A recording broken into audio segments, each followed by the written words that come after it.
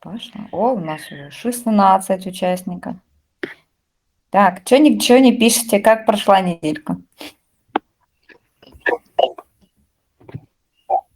Ну, хоть чем-то похвалитесь. Да, одна Юля написала, что все охуенно. Вообще. Остальных что вообще происходит?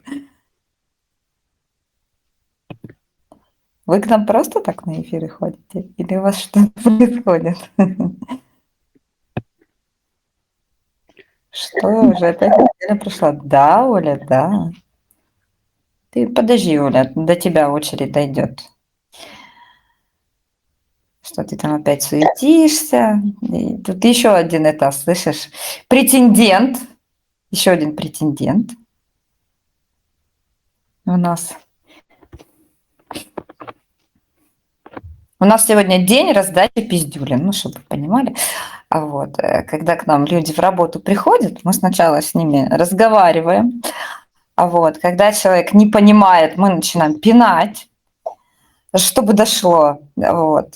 Сегодня пара человек свое получили. Вот. Не, мы сначала начинаем тянуть Да. очень вежливо. Не получается уже Ну, уже приходится пинать, да. да, переходить на грубость.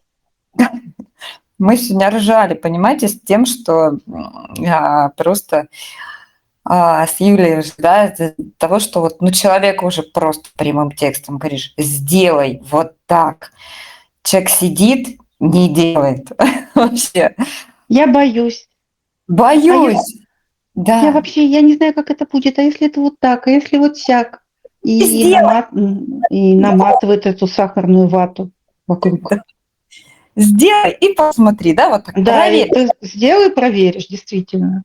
Что-нибудь в своей жизни вот уже поменяй, вот просто. Ну вот если вот эта жизнь настолько уже просто вот достала, что ну там уже другого варианта нет. Или менять, ну или как бы, я не знаю, или продолжать жить. Но продолжать жить же не устраивает, понимаете? Человек же пришел менять, но не меняет. Вот, никаких действий, ничего. Ну, то есть вот прям все это, знаете, это как жвачку, это растягивать эти страдания, растягивать, растягивать. Ну, тебе достаточно эту жвачку прекратить жевать просто, прекратить и все. И вот, не знаю, ну, я сама такая какая-то, слышишь, и ты, Юль, тоже так, да? Долго жевали жвачки вот эти, которые там не устраивает моя жизнь, да? Вот, это касаемо там жизни с мужчинами бывшими.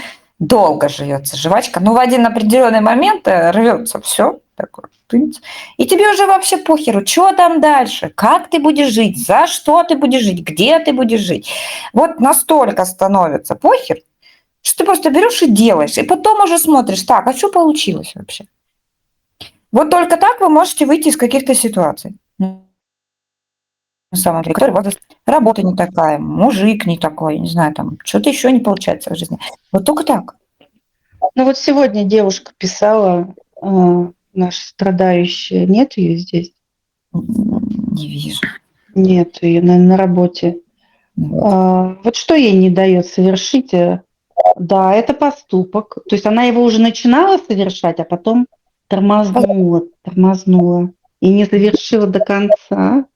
А что не дает? Оценить вообще уровень ущерба в своей жизни. Вот, вот она сидит в этих эмоциях. Угу. А ведь для чего практики даются? Чтобы они выключался ум, и была возможность провести вот этот холодный аудит Да. происходящего. Посмотреть, знаете, со стороны наблюдателя. Вот у Да, наблюдателя эмоций. Ему пофигу вообще на ваше тело, на ваши эмоции, что вы там испытываете, что вы там хотите вообще от жизни. Он просто наблюдает. Понимаете? да. И вот выйти в это состояние помогает как раз-таки вот наша программа, наши практики, да, посмотреть, оценить, что происходит вообще. Вот просто взять и посмотреть на свою жизнь полностью. Да, просто знаете, сколько открытий у людей? Ого-го! Не, у меня самой была куча открытий, когда я также посмотрела на свою жизнь. Это уже будучи в инфодайвинге. Когда до меня дошла эта практика, мы ее выдаем обязательно. Когда посмотреть на свою жизнь вот со стороны наблюдателя, она безумно простая, прям безумно. Но так сильно расставляет вообще, знаете, все вот эти указатели. Вот. На Сабришине нет, только здесь идет. Сейчас. Нет звука, но включите звук. Все слышат, все нормально. Вроде бы Тебя пишет. хорошо слышно. На Сабришнике вести трансляцию очень трудно. Там постоянно зависает, потому что, ну, вы сами видите, какая ситуация в России с интернетом.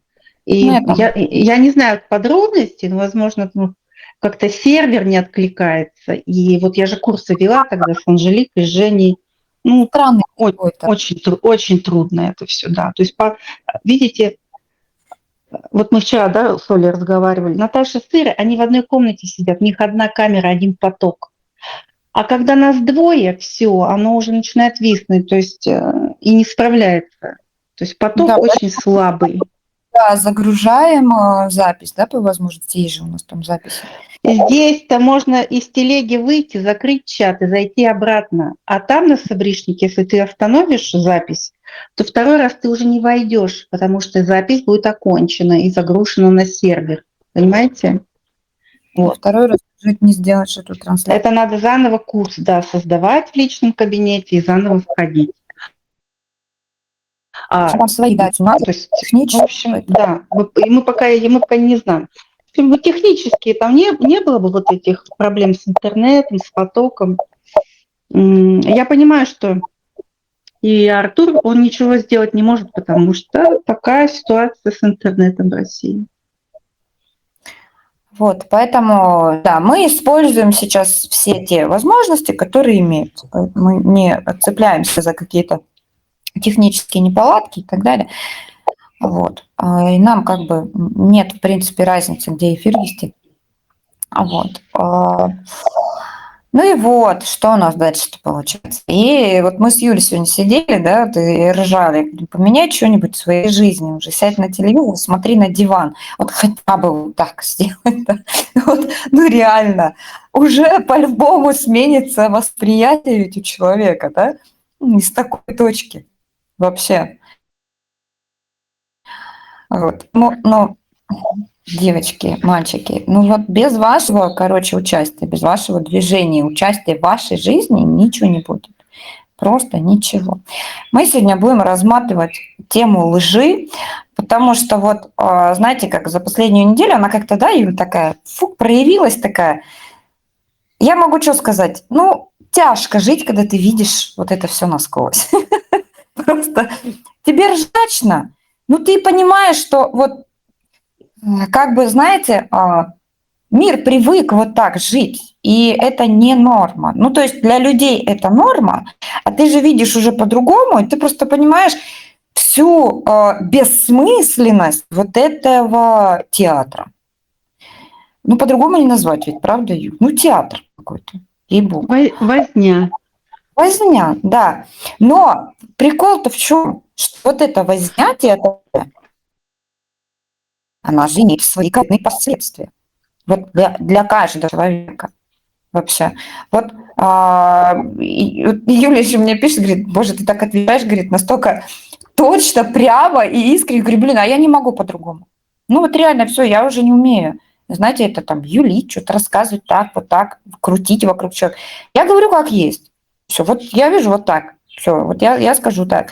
Не буду вокруг да около ходить. Даже если это будет, знаете, ну, для многих это звучит как-то грубо, да, например. Вот. Ну, ситуация. Ну, давайте начнем с коллективного контура. Прекрасно. Мой муж пошел, значит, в ФМС, ну, вот этот отдел МВД, который занимается миграцией, короче, вот этими всеми паспортами. Значит, для чего, с какой целью? Узнать со своими документами, какие ему необходимы документы для того, чтобы подать заявление на РВП. Регистрацию временного проживания, да, то есть она выдается там печать, это на 3 года, короче. Что нужно? Вот у меня вот вопрос. нужно ему переводить его паспорт на нотариальный перевод или нет, там на русском написано, да, но несмотря на то, что там Казахстан. Ну, где ему взять там сертификаты, допустим, о прохождении, о том, что он там не псих и не наркоман, где это выдают? Это какие нужны? С его стороны или в нашей? Ну, с другой стороны, как в нашей, да, выдадут, если он тут на учете не стоит, откуда, я не знаю, псих он или нет, да? Ну, короче, вот вопросы вот эти вот открыты. Кто может дать ответ на эти вопросы? Ну, я предполагаю, логично, да, специалисты в этой области. Кто это такие? Ну, по сути, это люди, которые там сидят, правда? Они же должны знать. Вот это примем, вот это не примем, вот это идите там, сдайте, вот это там. Ну, это их работа. У него РВП, значит, по браку. То есть это какая-то упрощенная форма там, собственно, ничего там такого сверхъестественного не нужно, никаких там документов сверхъестественных не надо. То есть вот у него жена тут, и вот он на основании этого, что он зарегистрирован сейчас у жены, идет и подает бумажки. Значит, он приходит вот в это ФМС. Знаете, что ему начинает рассказывать? Значит, сидит вот эта тетя и с умным очень видом начинает рассказывать о том, что ему нужен патент, что его без официального трудоустройства не сделают ему РВП, понимаете? Короче, сидит и заливает в уши какую-то хрень. А если у тебя нет, вишенка на торте, если у тебя нет официального трудоустройства, значит, тебе надо подписать контракт на СВО, прикиньте. Я охренела, когда я это просто услышала. У меня были такие большие шары. Говорю, что вообще? О чем это? Вот смотрите, что происходит в это время. Вот что я понимаю, как я это вижу. Вот смотрите. И она же на полном серьезе рассказывает, а почему вы не хотите контракт подписывать? Вот вопрос, да? А почему вы не хотите? Вот Действительно. многие из Узбекистана, из Туркменистана приезжают, подписывают контракт, зарабатывают деньги. Вы же не официально, вы же не устроены официально. Понимаете? А у меня такой, знаете, вопрос, вот просто вопрос из ясности, из правды. А ты какого хрена тут сидишь? Ты агитатор на контракт или ты работник ФМС, который должен давать консультацию и принимать документы? Вопрос номер один, да? Такой. Второй вопрос, смотрите, ведь она прекрасно знает, что такого закона нет, такого обязательства нет, но она четко начинает врать человеку в уши. Понимаете, что происходит? Человек тупо, осознавая свою ложь, включает этот театр. Там, кстати, еще подключился какой-то типа охранник, у них там половину роста моего мужа. Мой муж так невысокий. Вот. Оказывается, там еще подключился охранник, знаешь. И начал спрашивать, а что ты не хочешь идти на контракт? Он такой, а что ты тут делаешь? Не на контракте. В общем, понимаете, все безумство вообще уровня лжи на коллективном контуре. И ведь вот так происходит в каждой практически государственной структуре. То есть заведомо зная, что это не так, люди льют в уши. Они пользуются, смотрите, чем они пользуются? Неграмотностью людей, например, вот этих мигрантов, которые приезжают действительно из Узбекистана, Туркменистана, да, там человек не знает законов, он вряд ли будет искать по интернету, какие там законы правильные, а какие нет. Люди тупо пользуются неграмотностью в плане законодательства Российской Федерации и заливают в уши этим людям. А что делают люди? Они же работать приезжают, правда? Они идут, подписывают контракты, и вот там умирают.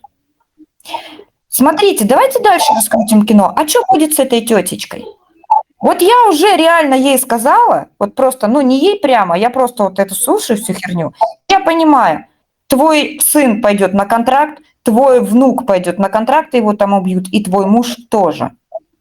Все, желание создателя – закон. Я понимаю, что так и будет. Что она сама там будет в этой всей ситуации. Понимаете, причинно-следственная связь. Получает комиссию, если человек подпишет контракт. Прекрасно, ну супер, за деньги продаст всех своих мужиков нахрен на смерть. Умничка, понимаете? Люди догоняют эту ложь? Прекрасно догоняют, правда? Маску надевать, при этом, смотрите, она ему не дала ни одного ответа на вопрос. Она его послала вообще в другой город, в Симферополь. Прикиньте. Мы тут этого вообще ничего не знаем. Едьте туда.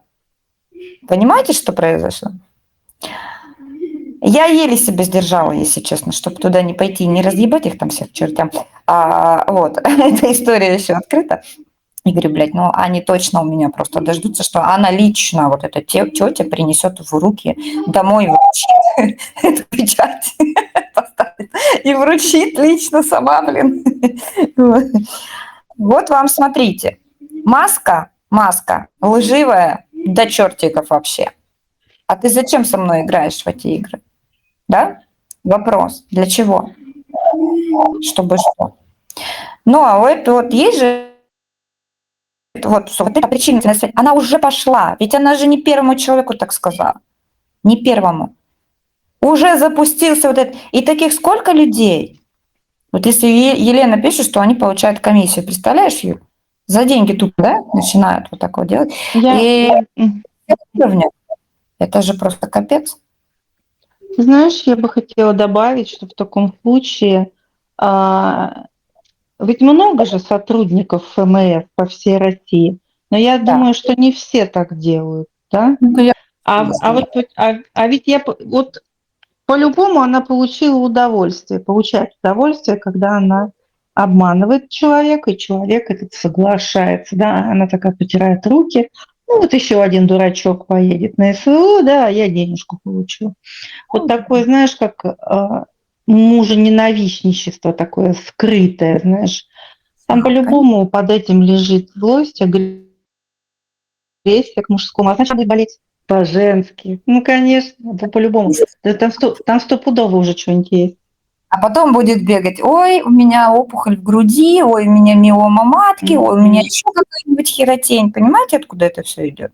То есть она, по сути, сидит и предает себя. Да, да, понимаете? И то есть человек занимается по самоубийством. Смотри, а мужчин, да, вот такую тему, а ведь ходят молодые мужчины, которые как дети отправляют чужих детей. Правда? И это же, смотри, подключается ненависть других женщин, да? Вот к этим. Да. Контрактов. Смотри, у нее свои контракты, бюджеты теперь будут, смотри. Конкретно загрузи, конкретно. Вот, пожалуйста. Вот это прикольно. Всего лишь какая-то мелкая ложь, да? Что тут такого? Это всего лишь работа. Работа. Работа. Ну ведь твой рабочий ведь можно оставаться человеком, правда, без вот этой всей хрени. Любой. Ты знаешь, давай так, вот даже если, да, вот их обязывают, и там везде стоят видеокамеры, и за ними смотрят, чтобы они всем предлагали СВО, но даже если ты предложила, человек, видя, что не хочет, да, отказывается, объясни ему то, зачем он пришел. Останься, сука, человеком. Угу. Ты же на работе. Вот ты почему-то одну часть работы выполняешь, а другую нет. Вот почему? Потому что ей приятно. Она не осознает этого, ей внутри приятно, что она еще одного дурачка сейчас на СВО отправит. Да, ну, конечно. Просто лживая и все. И думать просто пиздец полный. Угу. Да. Вот так все и происходит. Понимаете уровень? Это только один пример. Это вообще, вы понимаете, ведь у меня такое же... Сколько было, да, Юль, вот этой вот этих масок лжи, когда, например, я со школой имела честь общаться. Это просто невероятное количество. Вот, директора, понимаете, этих школ, эти люди, которые работают в отделах образования, вот такую чушь несут, вот всякое, понимаете, вот что такое государство на самом деле? Ну, есть вот, да, вот определенная территория, на которой живут люди, и территория эта живет по определенным правилам, законам и нормам, ну, вот этих норм, которые прописаны на законодательном уровне, вот у нас в данном случае федеральный уровень, да, у каждой страны будет свои правила и свои законы прописаны. И вот все люди, в принципе, живут вот по этой конституция, да, права какие-то ваши, какие-то федеральные законы и так далее. И все это уже дальше распространяется ниже. То есть вот люди, которые ниже, они должны учитывать вот это все, которые выше над ними. Но вот все вот эти товарищи, которые вот здесь в этих всех структурах, абсолютно полностью, знаете как, игнорируют вот эти законы, то есть они на них ссылаются, но они придумывают всегда кучу всего выгодного для себя. Для себя, не для участников вообще этой игры. Вот конкретно, знаете, ну, там вплоть до, ну, такого какого-то абсурда доходит. Вот абсурда.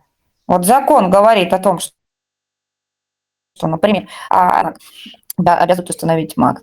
Ребенок, да, например, вот даже когда он проходит обучение, аттестацию в какой-то другой школе, даже онлайн, та школа точно так же аттестована, точно так же, как и вы, получает точно такую же лицензию об образовании. У него точно такое же количество часов, такая же программа, все точно такое же, понимаете? Ребенок приходит с этой бумагой, с печатью, то есть все, как, блядь, вы хотите, с печатью, а ему говорят, ой, это ты в какой-то там онлайн-школе там учился, значит, тебе надо вот это все пересдавать. Чего? Вот понимаете, вопрос. Вот. На каком основании ты это все требуешь? А вот у нас правила. И показывает мне свою бумажку свою тычет. Понимаете?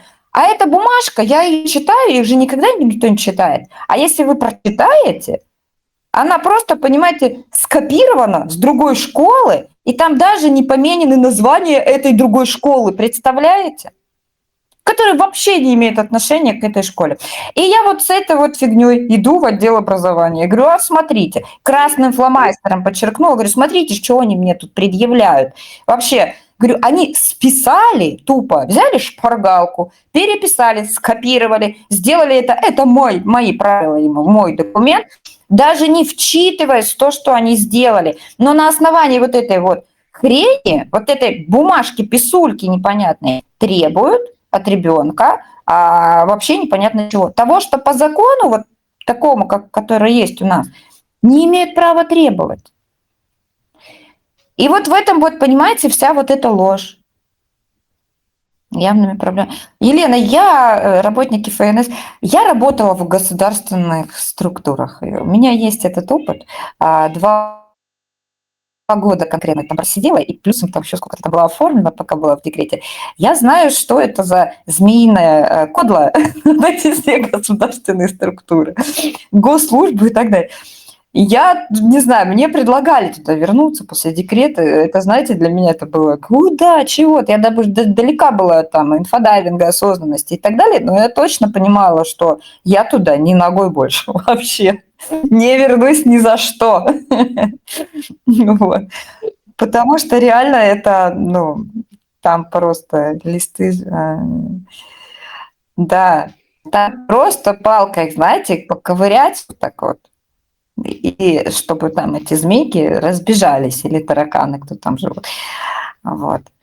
По поводу, кстати, поковырять палкой. Юля, да, вчера у нас такая была тема. Прикольно. Да, расскажи про это событие. Я думаю, все знают об этом. Я не знаю, кто следит за Наташей Зайцевой. Нет, вы видели Наташу Зайцеву в одном своем видео.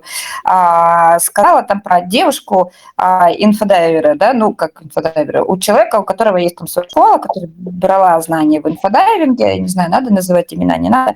Да все знают, называй, господи. Да? Ну, то есть у человека есть своя школа, человек там привлекает к себе людей, то есть они там занимаются, качают, значит, подсознание или что они там делают, я не знаю, мы не там. Вот. Но я как-то туда случайно попала в этот чат и что заметила? Значит, заметила админов этой школы, админов конкретно, людей, которые когда-то очень сильно много информации и кровушки бесплатно попили у нас. В частности, у нас с Юлей. Вот. Они сидели в подсолнухах, вот в этом чате, да, в нашем. И пока мы как бы вот здесь работали, они очень много всего у нас брали. Ну, это ладно, это фигня. И я просто увидела, ага, ребят, ну вы тут админами сидите, а что вы тогда у нас делаете? Если вы уже вот там, вы там занимаетесь, вы там качаете, качаете подсознание, вы там делаете, там, не знаю, что вы там делаете. Но если вы там админы, ну, для меня, если человек админ, то значит, он же чего-то стоит, правда? Вот. То значит, он же каким-то образом заслужил эту должность, звание, да, вот в этой школе. Если он там админ, значит, он как-то близко уже общается с этим человеком, значит, он уже там что-то проработал. Ну, все, как бы идите. Вот. Но я когда увидела, что эти люди как бы продолжают у нас сидеть, мне это не понравилось. Потому что, знаете, почему? Начинается вот эта тема воровства, вот этого копирования. Знаете, как бы я посижу, посмотрю, что они тут говорят, и пойду у себя скажу. Ну, мы так не делаем. Мы рассказываем чисто наши истории, вот, потому что мы работаем постоянно. У нас нет вообще, знаете, времени даже на то, чтобы пойти и прямой эфир от Наташи Зайцевой посмотреть. Не говоря уже о том, что где-то какую-то школу там что-то смотреть, что они там дают. Да нам пофигу, если честно. Мы даем то, что вот у нас приходит, то, что мы подняли, то, что мы даем. То есть это вот все. А вот это сидеть, знаете, вот это и уши греть, я называю, мне это не понравилось. Я заблокировала просто этих людей, просто их удалила. Ну, что вы здесь сидите? Идите. Вот. И, значит, они пошли. И вот года полтора их видно не было. Вообще не появлялись. Тут Наташа, значит, поковыряла палкой коглой, называем вот так. Как, знаете, муравейнички вот это вот. Было такой даже этот образ такой. Там очень много говно поднялось, ну, в чате уже там у Наташи, вот там, это Юля назвала прикольно, говорит, говнооску подвезли. И как Юля Я высунули, да? сказала, что это говновозка, у которой сорвала шланг, и она просто едет, блядь, и все вокруг поливает говном. И вот там просто, понимаете, Наташа закинула. Наташа не один раз такое делала с нами, проделывала, значит, эту тему, когда мы были в чате мам. Это настолько, знаете, божественно просто, ну, по-другому не можно назвать, потому что это действительно, знаете, вот эта божественная провокация, которая дает возможность просто в себе столько дерьма понять, столько увидеть всего программ каких-то, вот что у вас вылезло, программы эго, программы вот этого, знаете, зависти, программы, короче, там просто столько всего, что когда я осознала, что Наташа делает, и увидела, как она это делает, я ей написала просто ее, ну, настолько, насколько я ей восхищаюсь, что она вот настолько это продумала. Потом она просто, понимаете, раскладывает это все по полочкам. Говорит, а вот смотри теперь, а у тебя вот это, а у тебя вот тут вот это, вот тут вот это. Понимаете, то есть ее сознание хватает на то, чтобы смотреть на эту всю тему, вот как со стороны тоже наблюдателя, да, создателя, наблюдателя и создавать такой пункт, такую бомбочку, закинул этот, побежали тараканы. Вот. Так вот, тараканов, куда вы думаете, побежали тараканы? Из этого всего догадайтесь. Они побежали. То есть вот их было видно. И потом я смотрю, они начинают возвращаться. Возвращаться они начинают, соответственно, в наш канал. А куда же еще, правда? Если бы они имели такую возможность, они бы вернулись в подсолнухи. Но они там заблокированы. Туда они не могут вернуться. В этом канале они не были заблокированы. Вот мы сидим с Юлей и наблюдаем эту неделю. Так, смотри, одна пришла. Мы такие, о, давно не было видно. Ха-ха-ха, поржали.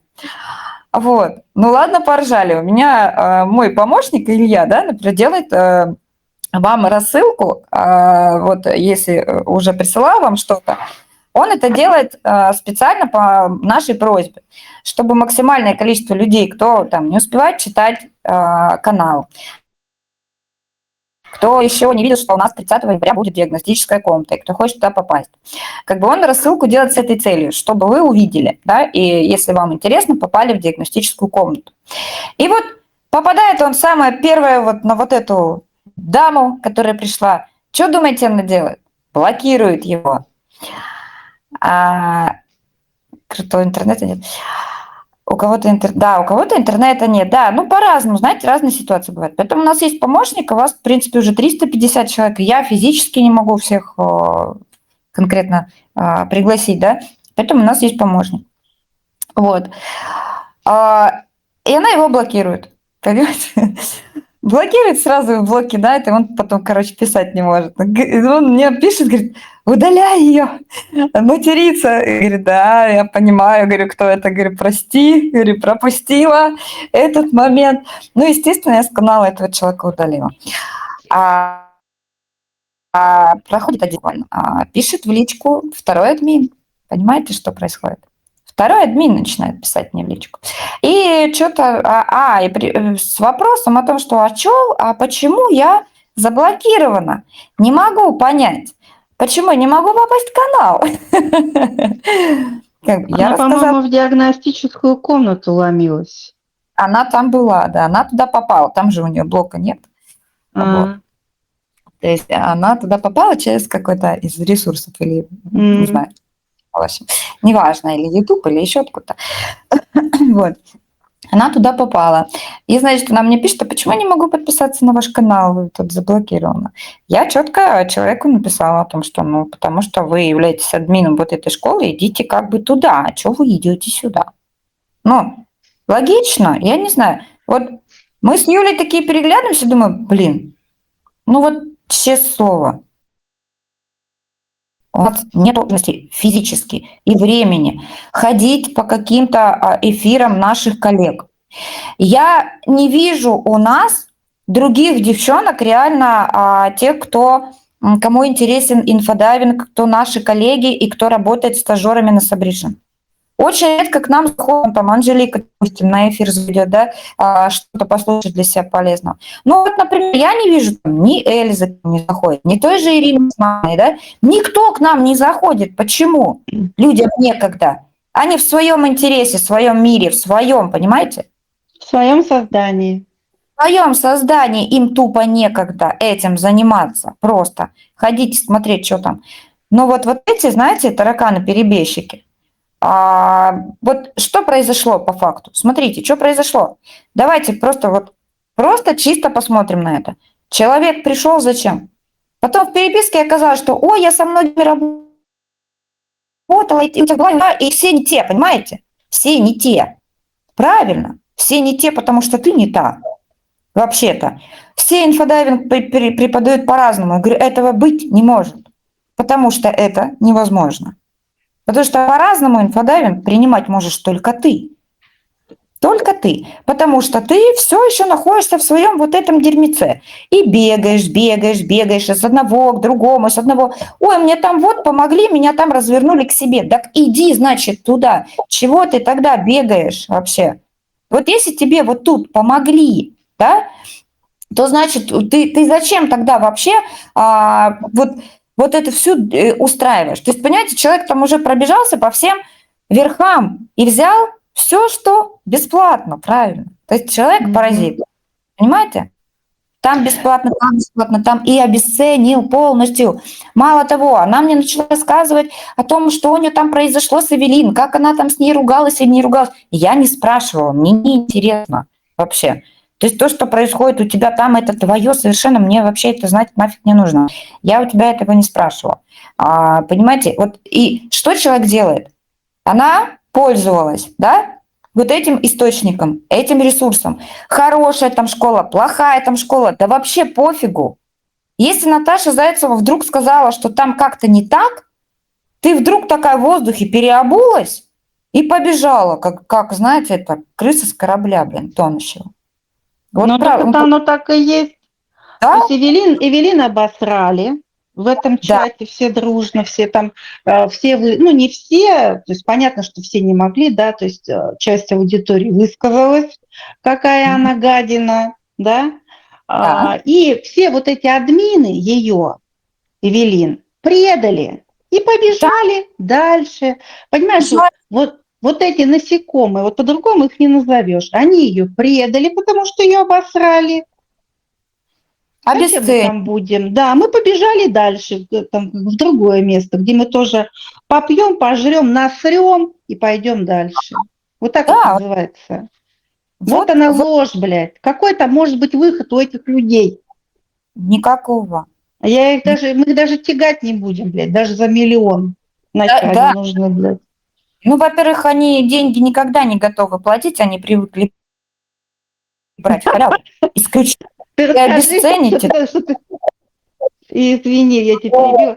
Ты расскажи, что ты написала, что она тебе ответила по поводу Вот денег.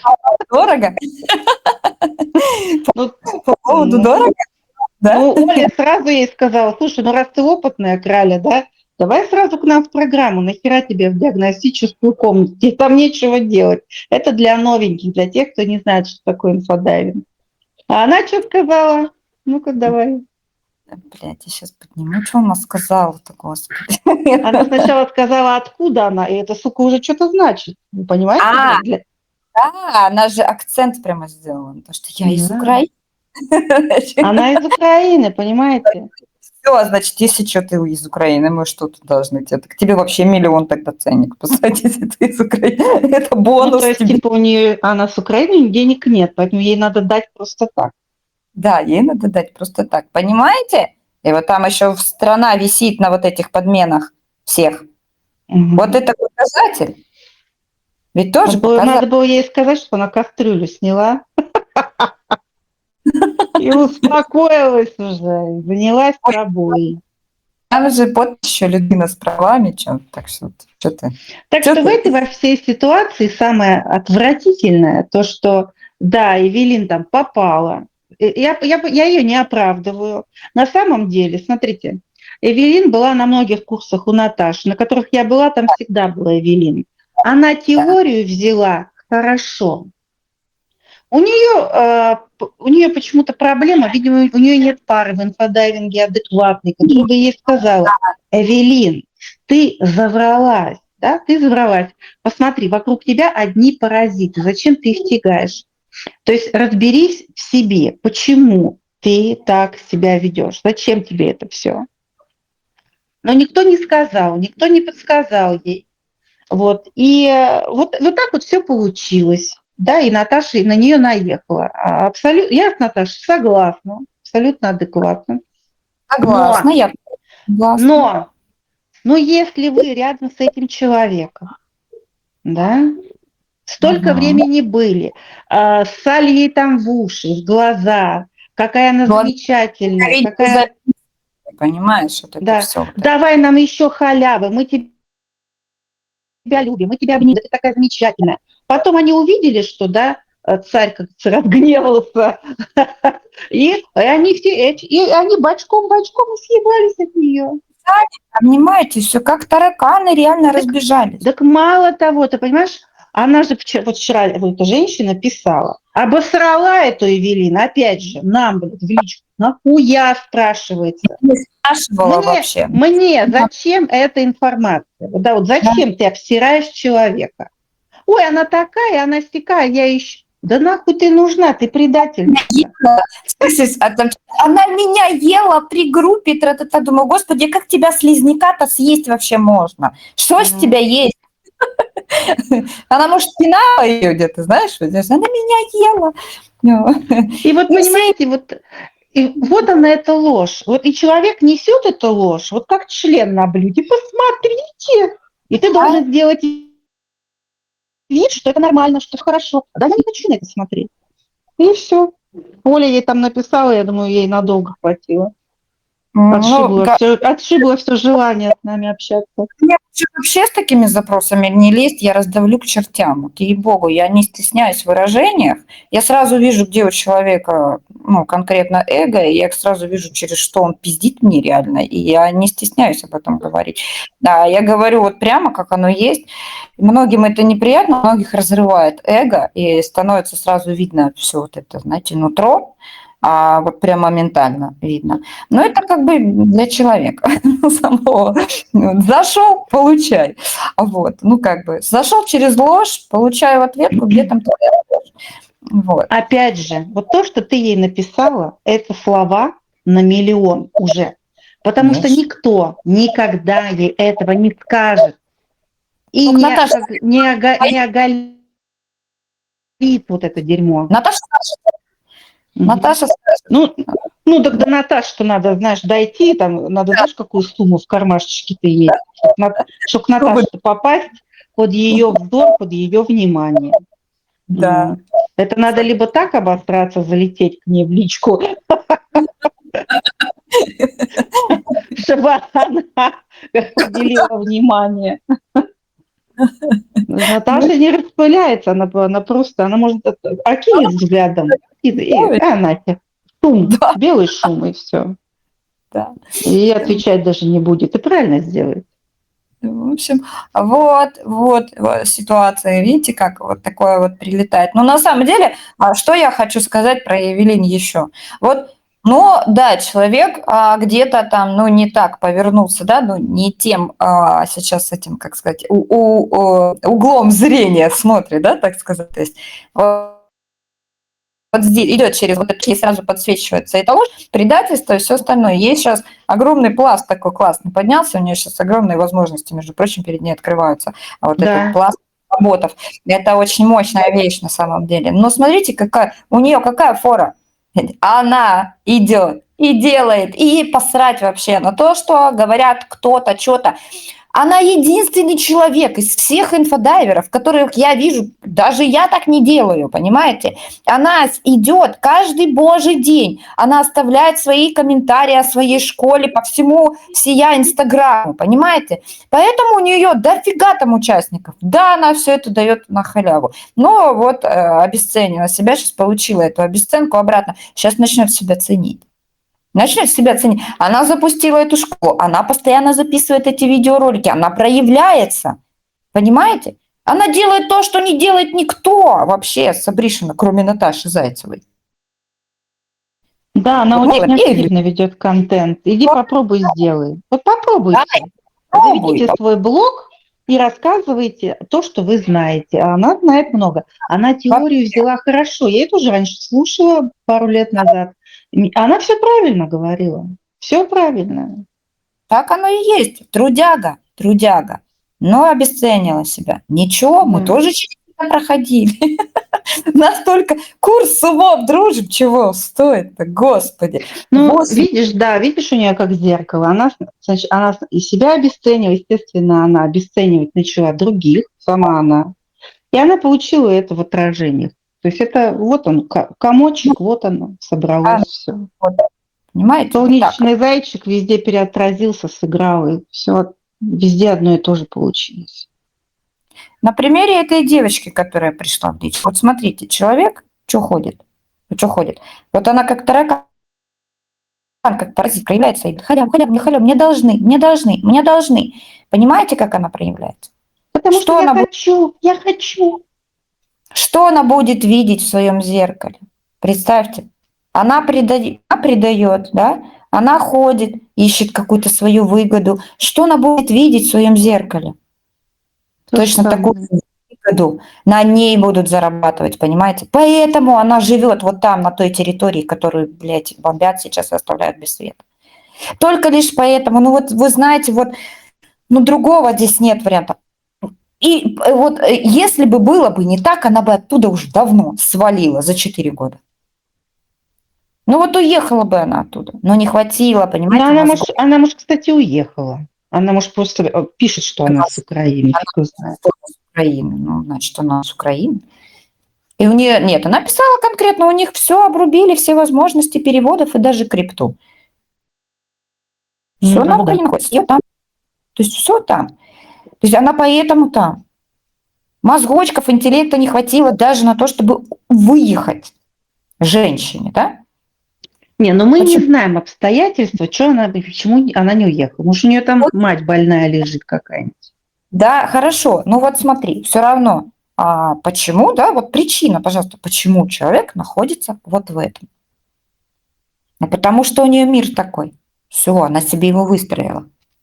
И продолжает в него играть. При этом она же говорит про что? Про благодарность. Понимаете? Про благодарность, про осознанность, про вот это вот все.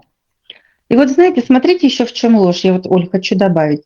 Вот, а там же было много сообщений. То есть вот ей сказали, что нет, да, а она все равно давит, да. Да, Она давит, она начинает манипулировать, она давит, давит, давит. Что хотела сказать? да. Что она давит? Вот, я вспомнила. То есть она давит, давит, давит, да, манипулирует, то есть она уже лжет, и потом пишет: я вас все равно благодарю, Да, желаю вам удачи. Бля, кому-то это, что это за высер вообще? вообще, да что за Вот, высер? понимаете, человеку не хватает даже интеллекта и вообще смелости написать. Знаете что, Ольга, да, Да, вот такая мразь конченая, я вот так хочу, я вообще к вам больше не пойду никогда. Скажи честно, ты же в инфодайвинге, да, ну разворачивайся, блядь, к себе уже в конце концов. Нет, мы напишем, что я вас благодарю. Ну что это такое? Ну это же неправда. Ну не пиши тогда вообще ничего.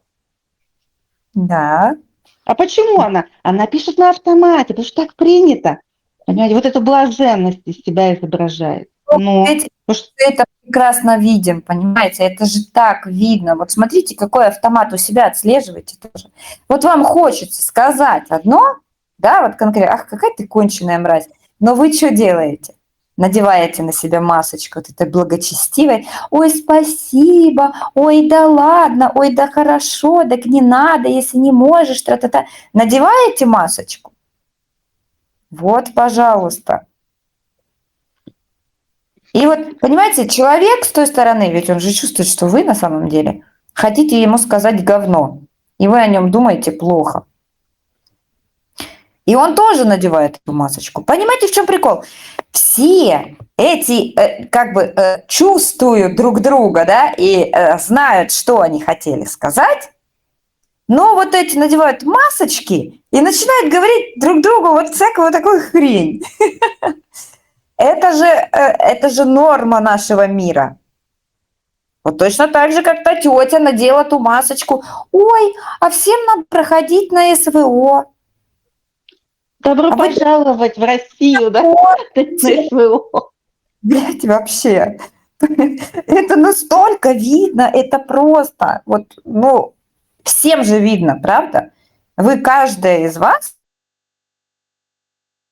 вот каждый человек про эту тему. Начальнице хочется сказать, боже, какая ты конченая. Да? А вы что делаете?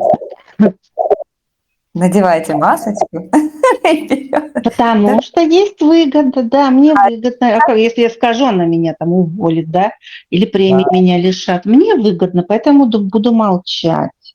И вот Да. эта дамочка тоже лезет, ей же выгодно, потому что вот ей надо пройти. Зачем, блядь? Что у нас тут миллионы раздают? Зачем вот ей? Сказали Что нет, ну иди с Богом. А что у тебя изменится, если ты сюда сейчас попадешь? Ну, посмотришь ты, как мы работаем с другими людьми. И что дальше?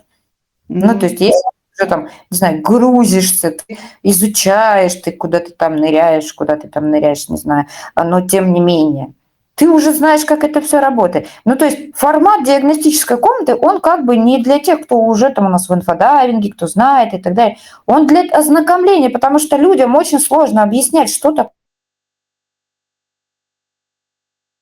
инфодайвинг. Словами вообще. Сложно объяснить разницу между, например, регрессом, не знаю, психологией, да, еще там психоанализом и так далее. Ну, как ты объяснишь эту разницу? Я не знаю, как объяснить. Можно только показать. Вот показать, чтобы человек прочувствовал. Вот когда человек чувствует, вот мы сейчас с девчонками работаем, например, в программе, они нам пишут, ой, девочки, ой, точно вчера знал, что это вы работаете. Вот откуда они знают? У нас работа идет без участия человека. Но они чувствуют это. Вот как объяснить чувствование человека, да, словами, а в посте как написать?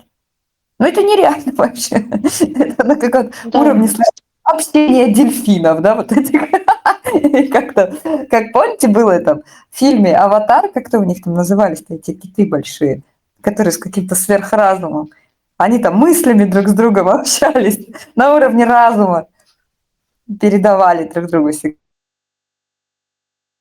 Еще Надо понять. дополнить. Дополнить. Мгм. Смотри. Сейчас поймете, о чем я говорю. Вот даже взять вот эту тетеньку, да, вчера, которая писала, что вот у нее пробуждается, когда она пишет, а ей все нет и нет. То есть мы не оправдываем ее ожидания. Ждала одного, она настаивает, а мы все нет и нет. Мы все никак не даем ей. У нее рождается что? Ну, раздражение, конечно же. Почему она с таким напором? Потому что в ней начинает пробуждаться и пухнуть вот эта злость. Ну, эго, да, что это мне так Эго, да, злость, да. И если бы Оля ее не заблокировала, продолжила бы разговор, я думаю, там бы, и что, она еще бы что-нибудь написала, ее бы выстрелила, или потом бы в какой-то день. То есть человек... Настойчиво я заблудшила уже, если честно. Смотри, да, смотри, что человеку не произошло. И раз-то она уже занимается инфодайингом, вместо того, чтобы сказать себе стоп, остановиться, да, и почувствовать, что доверие к себе. Это очень важно. И вот проанализировать вот на этом доверии, что значит мне туда не надо. Хорошо, я пока не понимаю, почему. Вот я хотела, я убеждена, что я хочу, я чувствую, что мне надо, а я не могу туда пройти. Я пока не понимаю, и я в доверии к себе останавливаюсь и иду в другую сторону. А потом оно какое-то осознание придет или что. То есть откроются тогда возможности. То есть человек свое эго успокоил, как это называется пройти через эго, и он с доверием к себе идет дальше, живет свою счастливую жизнь. Или, по крайней мере, пытается разворачиваться, да, к себе, к своим чувствам и доверять тому, что происходит с ним, потому что это он создал сам. Но она же не принимает свое создание, она от него отказывается, она не хочет. Это ты, гадина такая, да? Что ты мне тут не пускаешь меня? А мне надо, а я хотела. Эвелин говно, другие инфодайверы говно, мир говно. Может, ты, блядь, какая-то вкусная, приятная. Давай я к тебе зайду. Понимаете? А доверие...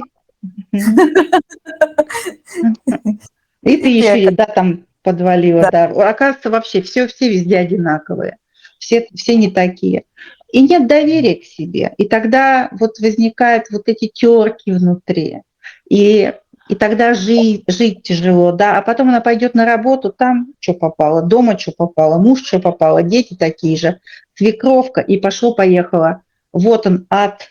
А везде же одно и то же, принцип-то один и тот же, чем бы ты ни занимался. Твое автоматическое стандартное проявление. Ты не умеешь останавливаться, когда тебе уже прямым текстом говорят «остановись». Да. Но она не слышит себя, она не слышит свое зеркало. А зеркало это твое подсознание говорит ртом другого человека. Все ж просто. Ну ты послушай, что тебе человек говорит. Что он тебе говорит. И сделай так, потому что ты себе доверяешь. Ну прислушайся к себе. Что ты от себя отворачиваешься? Зачем? Ну, логично, это же очень логично. А потом потом со временем, когда вот это доверие сформируется, и подсознание видит, да она вообще мне доверяет. Знаете, какое внутри расслабление, во-первых, возникает? Прикиньте, вот подсознание сидит и говорит, бля, я что не сделаю, она мне доверяет. Вообще класс, да?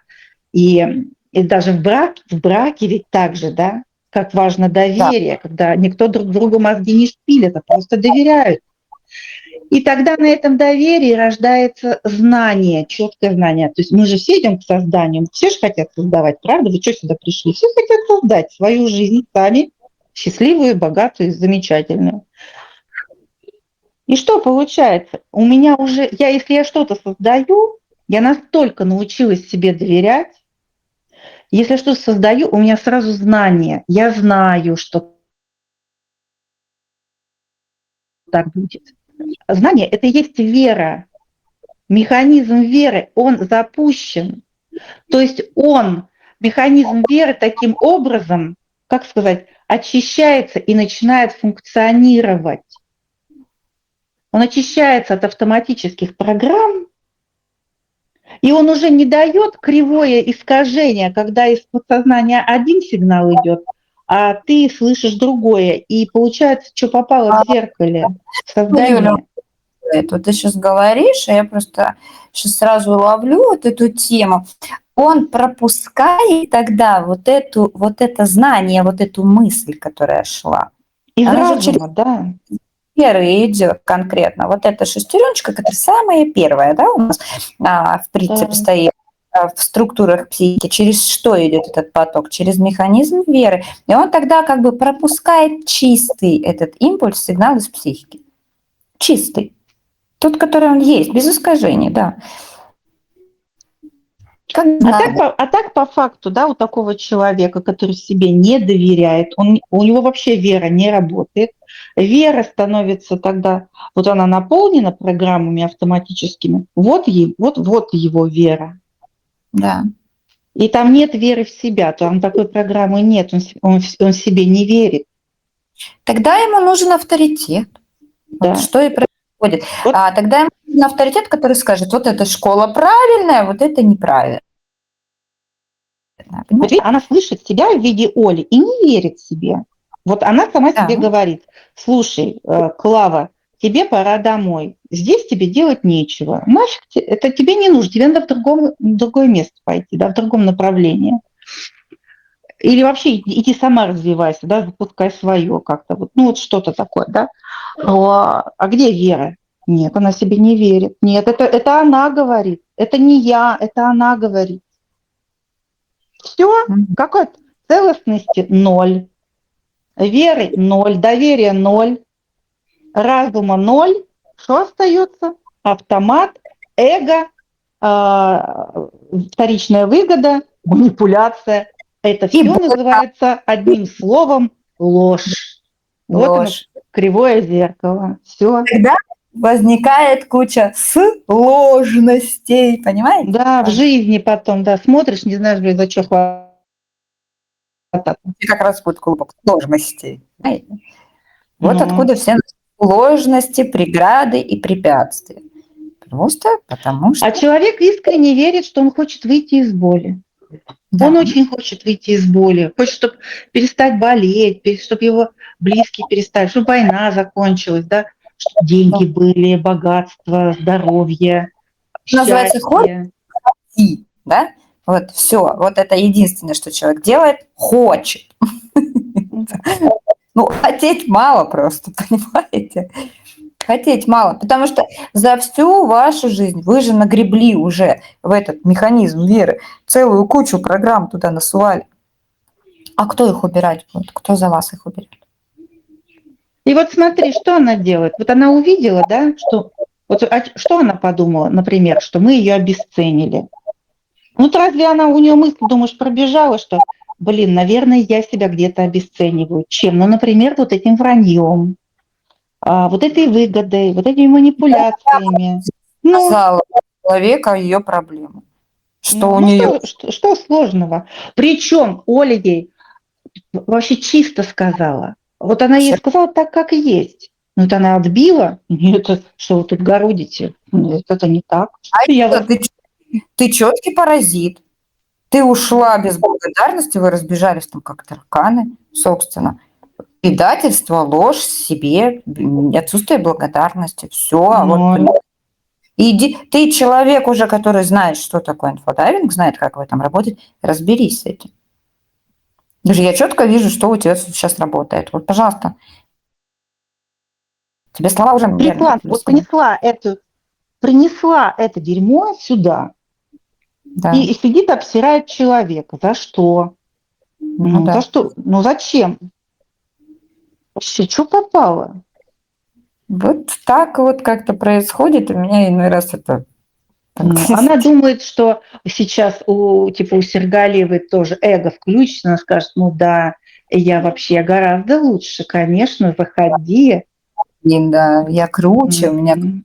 школа, у меня еще там все что-то лучше, понимаете?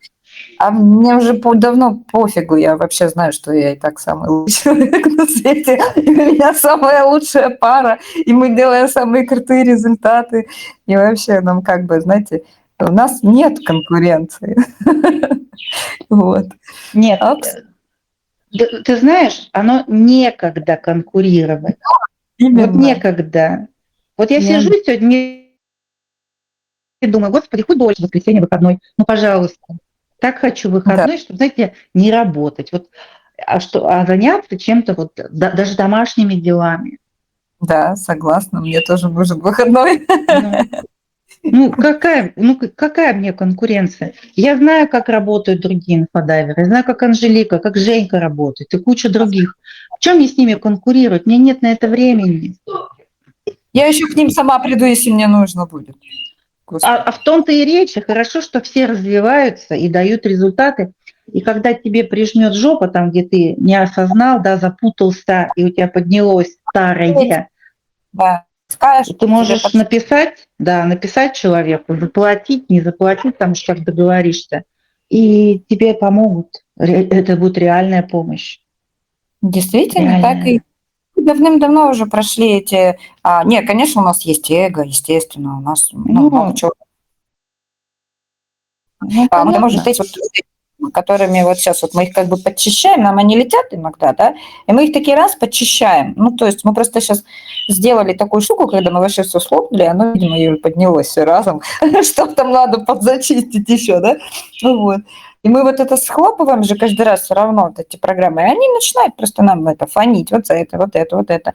Как бы мы такие, мы радуемся, знаете, о, класс, тема для эфира. Понимаете, как мы рассматриваем? Мы вот так это рассматриваем. У нас такой сразу интерес. О, прикольно, расскажем в эфире об этом. Именно, знаете, не в плане обосрать там кого-то, а в плане, как это идет, какое проявление идет. Вот. И к чему приводит такая ложь? Ну, это Вот большие последствия имеет. Это факт. Просто факт. знаете, вот то, что вот мы сейчас вам рассказали, как вот эту всю цепочку, по сути, да, Мгм. вы можете прям даже вот спешить, как строится ложь, носить ее в кармане. Вот от чего, почему она рождается? Ну почему вы не можете сказать себе стоп и перестать лгать? Ну хорошо, на работе не получается, ну хотя бы в семье между собой. Ну тут-то в лоб никто не даст, правда, и с работы не уволят. А, как это все происходит? То есть почему вы не останавливаетесь? Вам близкий человек говорит, что алло, ты идешь не туда, а ты такой руки в боки, а я лучше знаю, да, куда я иду. Да, и вот И надо сказать И, себе это. и запускаешь эти игры, старые питаешь, новые запускаешь на лжи, вот на эти, без доверия к себе. Вот он механизм. Ничего сложного.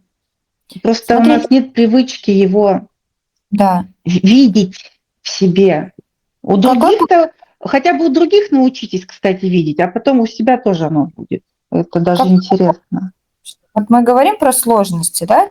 Вот вы просто сядьте и напишите так, а что в моей жизни дается мне очень сложно. Ну вот, все, это вот там вот ваша ложь, все, вот там вы врете, вот там вы не настоящий. Вот если там, не знаю, у меня сложные отношения, ну все, значит, они на лжи у вас построены. А где, в чем ложь? Значит, развернуться нужно. Ну да, значит, где-то идут манипуляции, выгоды и так далее. Да, да, да. С работой сложно, там, не знаю, найти работу сложно или еще что-то сложно, да? Деньги зарабатываются сложно. Где опять вот эта сложность у вас внутри? Где вот не Опять настоящий? же, Мгм. ведь, и вот смотри, опять же, ведь все, опять же, с чего вот начинается? Вот на прошлом эфире мы говорили, да, что сначала идет отказ от своего создания. Вот видите вы в зеркале, не нравится, и ведь отказывается человек, не хочет это принимать и брать за это ответственность. Хоть бы раз себе сказал, ну, нет, многие как бы говорят, вот я слышала, ну да, я понимаю, что я это создала, но чувствования нету, что и это я создала.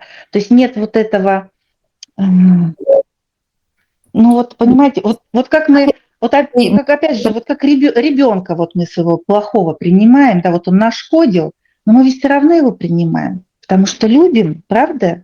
Нам же не Мгм. хочется вот его уничтожить, чтобы он исчез из нашей жизни. Вот все равно же есть принятие а себя, а свое создание. Начни принимать. А это и есть доверие.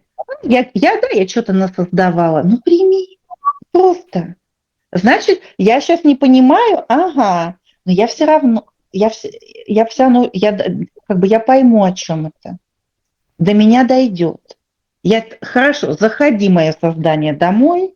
Я пока не знаю, зачем ты и откуда взялось.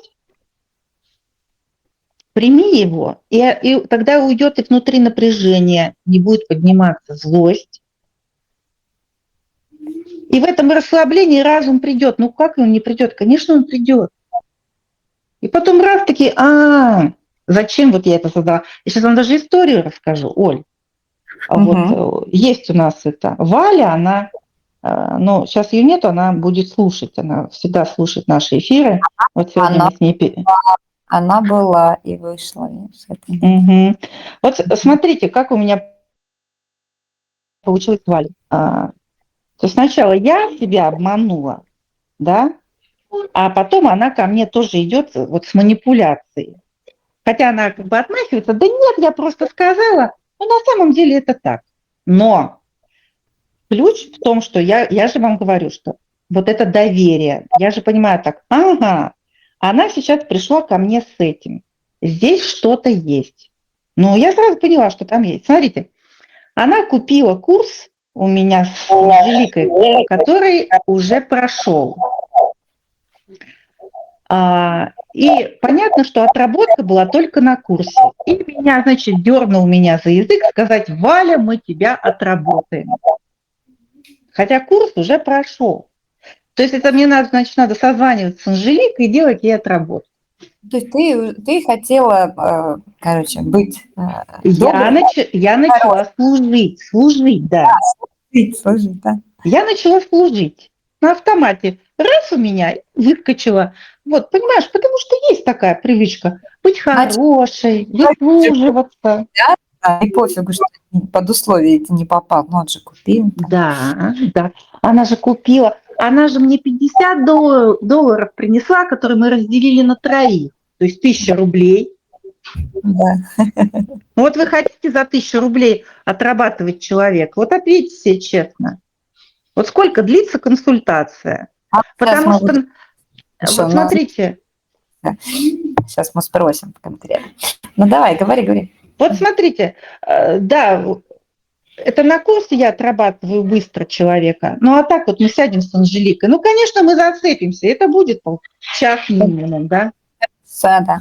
Вот хотите за 1000 рублей час сидеть работать с человеком в свое свободное время. Но мне же надо служить. Саш, подойди, пожалуйста, он что-то говорит, не работает. Саш, не знаю, что у него там. Вот. Я выслужилась, да, а потом мне дали визу, у меня переезд, потом я заболела. И, короче, туда-сюда, и отработку я ей не делаю. Она мне раз написала, 2 написала, я говорю, мне некогда. И в 3-й раз она мне пишет, что она оставляет это на моей совести. И меня это зацепило. В смысле, какой совести? И, то есть, понимаешь, что я почувствовала? Что я ей должна, что я ей уже должна. А на самом деле я отрабатывать ее не хочу, потому что я работаю задешево на фабричнике, за копейки. Потому что нас там 3. Я, Анжелика и Наташа Зайцева. Вот мы на 3 делим эту сумму. Да. Вот эти $50. И у меня уже интерес прошел. Когда курс был, это одно. А потом-то да мне и неохота, и интереса у меня нет, да и денег особо, да. То есть, вот, понимаете, вот, я себя обманула. 2 года курс, ты же не будешь его отрабатывать, правда? Ну, все, я сама себя обманула. Анжелику еще подставила, тоже честную давалку, да. Вот зачем я это сделала? Служение, вот оно. Пожалуйста, купите у меня курс даже за копеечку, я буду вам служить. Ну, вот она программа. Ну, ладно. И, короче, я ей написала, что зачем ты так пишешь, совесть мою какую-то. Я ей написала, что я поняла, что мне не нужно было так говорить. Я поняла, как я больше не хочу, да, это правильно. Но, смотрите, ключевое здесь. Сейчас рассказываю дальше. Я говорю, доверие к себе. Я же понимаю, что это все не просто так. И вы все знаете уже давно, что все не просто так. Этот курс в кабинет белый. Мы в кабинет белый входим через страх. Почему она мне третий раз Валя написала? У нее поднялся серьезный страх. А тогда он у нее не поднялся. С каким бы она страхом ко мне пришла? Хер пойми, с каким, да? И он бы не был ключевым. А сейчас прошло время не случайно, а потому что мы сыграли. Сыграли? Сейчас я отвечу. Подождите, я расскажу, сейчас все сделаю. Вот.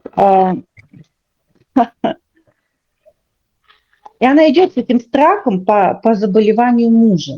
А я понимаю, а у меня он тоже есть. Ну, конечно. Наши мужики, знаете, у них у всех слабое место. Сердце. И мы идем, делаем консультацию, и конечно, я сразу... Она не говорит, что у него болит, она просто боится за него, и все. Ну, возраст и все такое, да. Но мы идем туда, и я вижу это сердце, и мы все делаем, мы все работаем, и я понимаю, и я в зеркале у себя сейчас это убрала, и какая она молодец, что она ко мне стучалась, а какая я молодец, что я ей не делала отработку. Потому что вот именно сейчас вот этот страх пришел, он созрел, понимаете? Вот оно доверие. И тогда нет злости, нет раздражения ни на кого.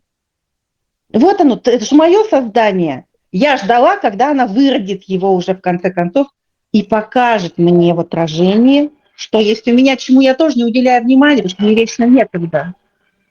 Так, минутку, я сейчас приду.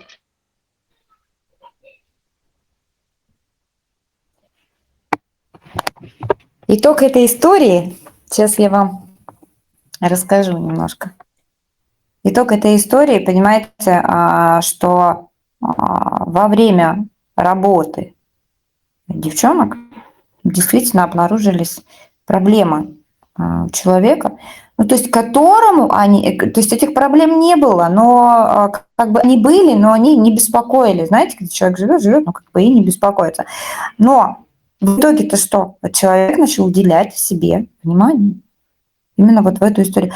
Но вот это доверие тому, что там произошло, Юля-то послужила, осознала. В чем ложь была? Вот смотрите, вот в личку. Оставляем твою совесть.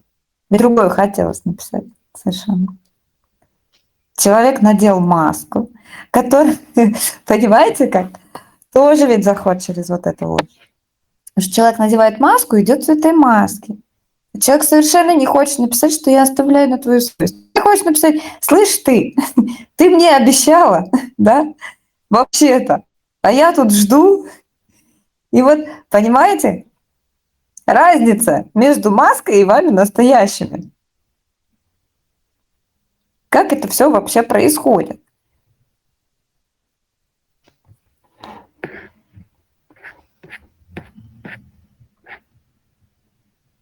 Когда идем через ложь, да, а когда идем через искренность. Сейчас Юля вернется, да расскажет, что она хотела сказать. Так, девчонки. Здесь есть вопрос. Лена задает. Добрый вечер. Какие искусства начинать тренировки для погружения, чтобы стать инфодайвером? Елена, вопрос у меня к вам. Для чего вам стать инфодайвером? Вот самый главный вопрос здесь, чтобы что?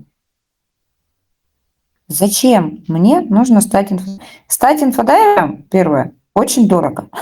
Это первое. Второе. Стать инфодайвером нужны годы тренировок, наработки состояния. Бесплатных, либо задешево. За копейки. Мы все эти этапы проходили. Вам для чего стать инфодайвером? Чтобы что? Вот это самый главный вопрос. Потому что, например, мы не планировали становиться инфодайверами. Мы изучали алгоритмы работы, мы погружались в психику на курсах, потому что мы хотели научиться работать с собой, со своей семьей, чтобы не заказывать консультации, конечно, чтобы нас не... а чтобы мы сами умели это делать. То есть вот у нас была такая причина. Погружаться в себя, видеть себя. Вы видите себя каждый день в зеркале.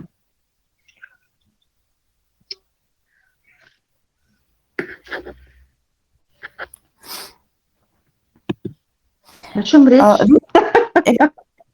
А вот вопрос просто, какие курсы надо пройти, чтобы стать инфодайвером?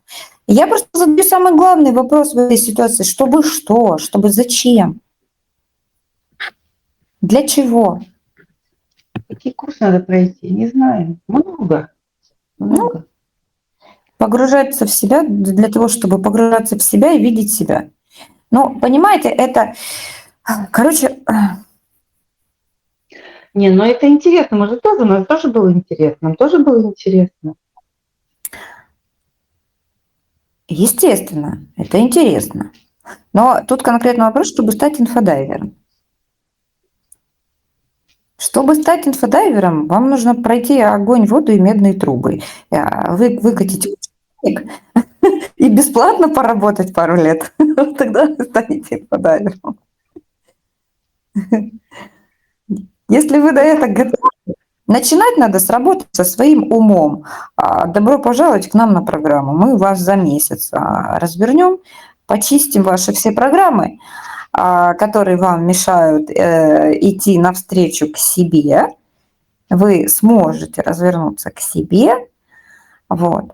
А дальше вы можете идти либо на курсы какие-то, нет таких курсов. Наташа сейчас курсы не для новичков. Ну, то есть у них сейчас курсы по... Это надо идти там с самого начала. Кстати, они там сделали подборку на Сабришнике. Да, кстати, да, они рассортировали, молодцы. Теперь можно наглядно увидеть, что надо. Что нужно для того, чтобы... То есть вам надо вообще начинать тогда, если действительно хотите там стать инфодайвером, вам нужно начинать годов с 20 или 21-х, вот когда были эти первые курсы, то есть вот эти состояния оттуда. То есть как идет человек, да, постепенно, загружаясь. Вот. Может быть, мы с Юлей тоже какой-нибудь курс запустим. Мы не знаем, мы не планируем пока. Пока мы работаем четко с вами, с людьми. То есть мы вас разворачиваем. Нет, если его делать, времени сейчас нет. Если его делать, значит, надо прекращать. Да, потому что у нас семьи и дети. У нас просто нет времени на все вот на это создание.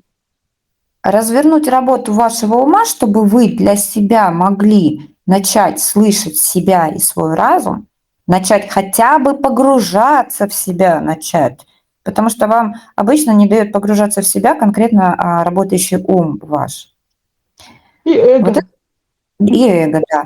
Вот это мы делаем на первом этапе нашей программы сейчас точка ясности. Дальше второй этап уже идет отработка психики. Это когда вам нужно заменить все настройки. Обычно это когда у человека там, совсем какие-то ситуации, да, что он не может их решить или сам не справляется. Вот.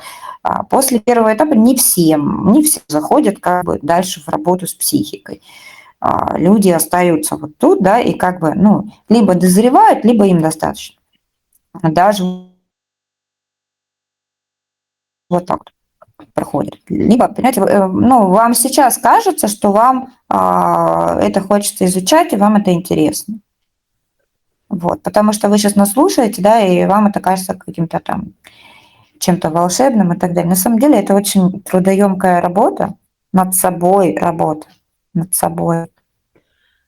Знаете, я вот просто вспоминаю, я думаю, что это так у всех, у большинства, по крайней мере. То есть Елена, вам тоже к нам. Хотите убрать свои косяки, которые сделала по молодости, уберете. Хочу здоровых внуков и не быть разваленной. Уберете. Это уберете спокойно. Вот. Как называются курсы на Сабришин? Ой, слушайте, ну их там так много, я не могу вам назвать название. Правда. Посмотрите те, которые там 20-х годов, 21-х годов, это самое начало. Ну, что-то про восприятие, там что-то смена восприятия. Ну, я не помню, как называют. Ну, потому что начиная с 23-го года там пошли уже курсы на создание. Да, там Сейчас уже был в 25-м их еще всосать надо, умудриться. там туда даже, если вы совсем как бы новичок, вы в последние курсы 25 вы туда даже не лезьте, там вы вообще ничего не поймете. Правда, там надо настолько уже расширенное сознание, то есть если начинать сначала и постепенно идти, постепенно, то есть, знаете, психику на расширение, на расширение, на расширение. Но остановить ум однозначно надо. Вы без остановки ума и без разворота его в сторону в свою, да, в сторону разума, в сторону своих чувств, ума и эго, вы не сможете пройти. Это основа. Вот, кстати, с чего начать? Откройте на Сапришнике заявку на консультацию, почитайте предисловие, там все перечислено. Почему Наташа так написала? Перед консультацией сделайте, почитайте вот это, пройдите вот такие курсы. Понимаете? Чтобы как бы уже на увлажненную почву уже новое зерно упало, а не в сухую корку. Но почему так? Вот смотрите, когда включаемся в работу мы, как инфодайвер, да, то есть когда работа с психикой уже идет, когда включаемся в работу мы, есть огромная разница. Когда человек осознает, во-первых, свою полную ответственность, что он все создал сам. Когда у человека есть вот это, знаете, понимание причинно-следственных связей хотя бы, как он это все создал. Когда человек научился видеть в людях и в ситуациях свое зеркальное отражение, когда он не переносит ответственность, что он такой, когда он четко воспринимает, что это я, вот четко это, вот тогда человек может развернуться. У него тогда есть вот это, знаете, осознание, начинает приходить осознание, а как я создаю эти игры.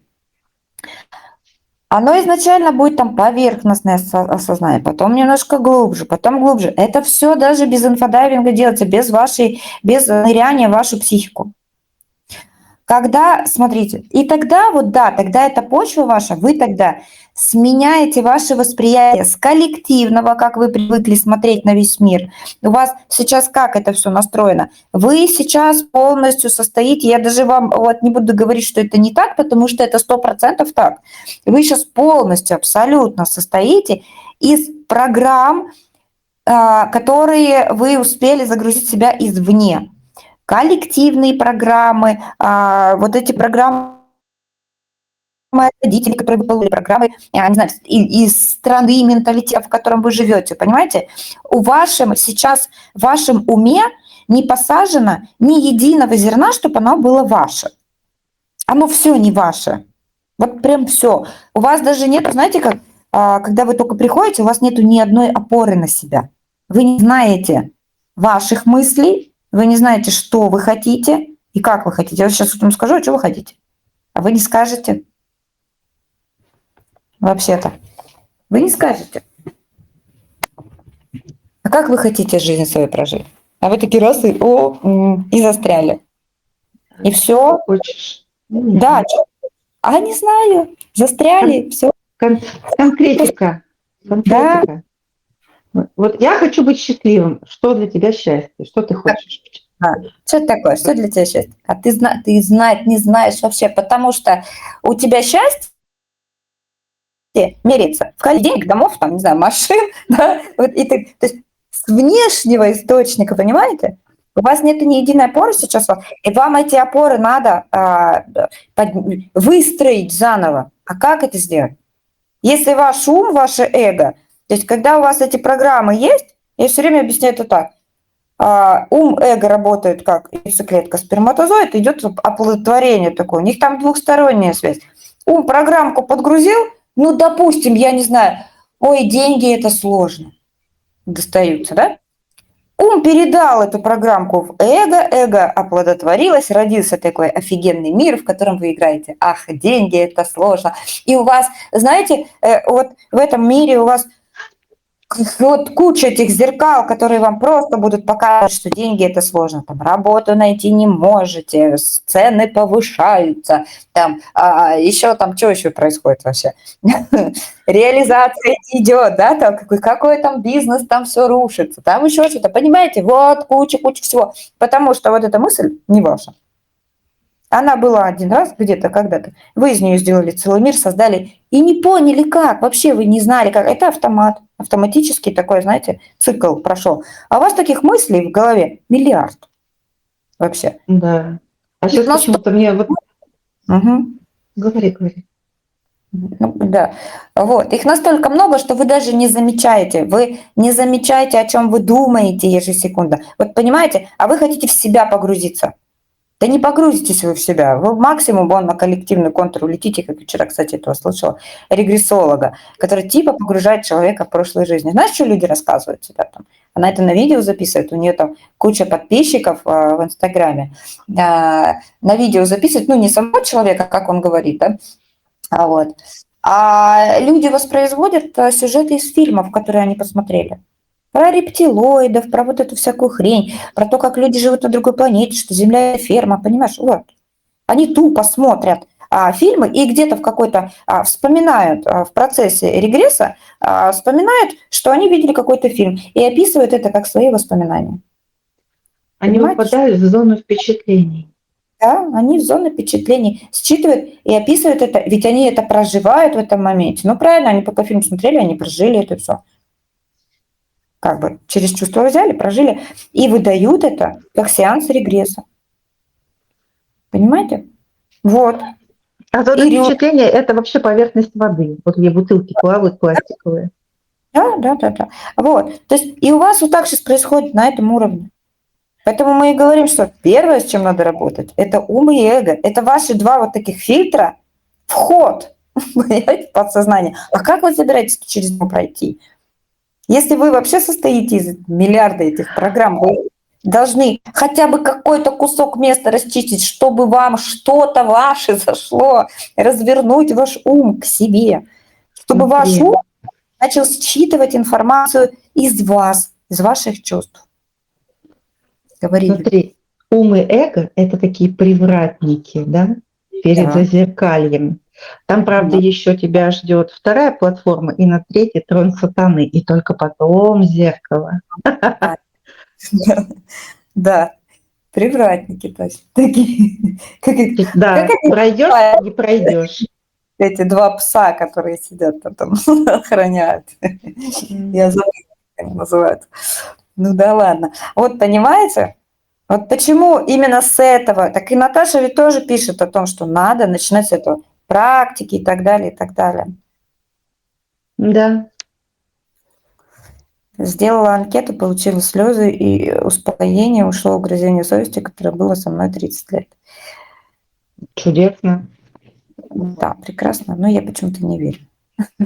Ну, Нет, смотри, она, это же вот как сыр, да, твердый. Ты раз ножичком снял слой, пройдет время, опять он поднимется. То есть чистишь, а потом раз, и все, и нет боли.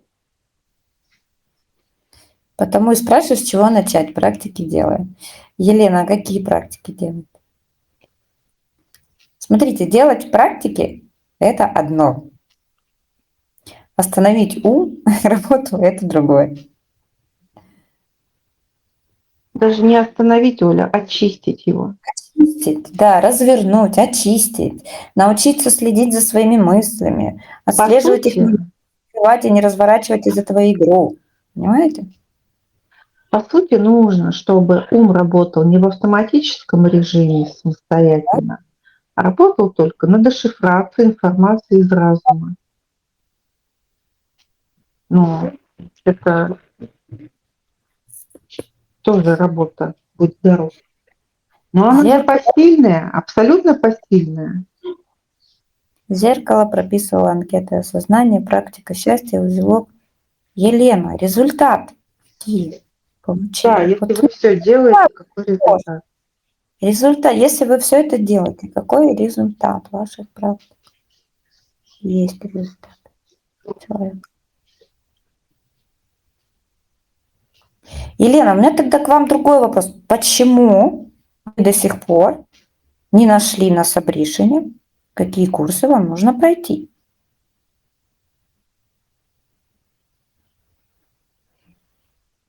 Вот если вы вот всё дошли до практик, вы знаете, что такое анкетное осознание, вы где-то нашли. Вы нашли где-то практику счастья, практику изжог. Почему вы не нашли, какие нужны курсы, Елена? Ну Я вот скажу вопрос. почему. Потому что их много, и на всех денег не напасешься. А деньги-то жалко.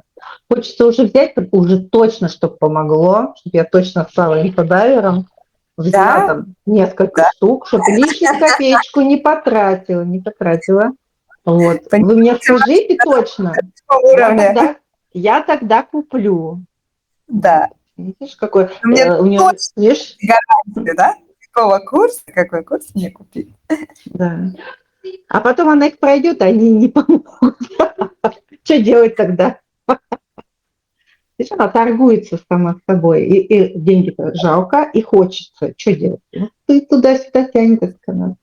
Мне надо не менее 120 дней. Это все для начала пройти.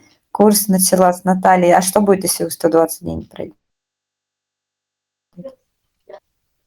Не надо человеку 120 дней для разворота к себе. Достаточно месяц. Курс начала с Натальей и ребятами. Я не знаю, что там за курс по книге. По какой книге курс? Что за Наталья и ребята? Это Наталья с сыновьями, что ли? А. Ну, так вы вообще должны тогда все знать, если вы идете по первой книге.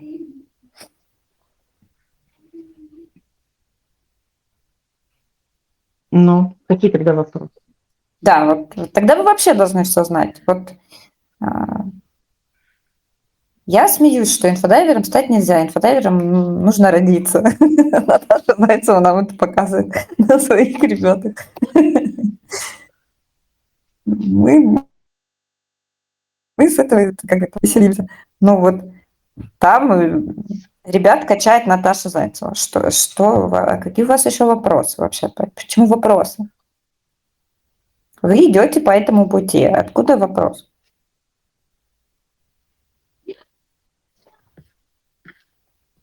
Ну, и идите, и все.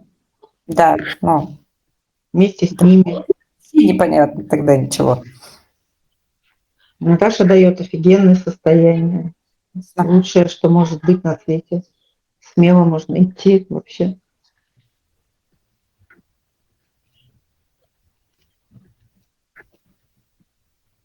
Но вам однозначно работать с умом, понимаете? Вот сейчас вот вам ум не дает покоя. Конкретно эго вас сейчас фигачит. Вы даже этого не осознаете, но вы сейчас фигачит ум и эго. Вынь да положь, да?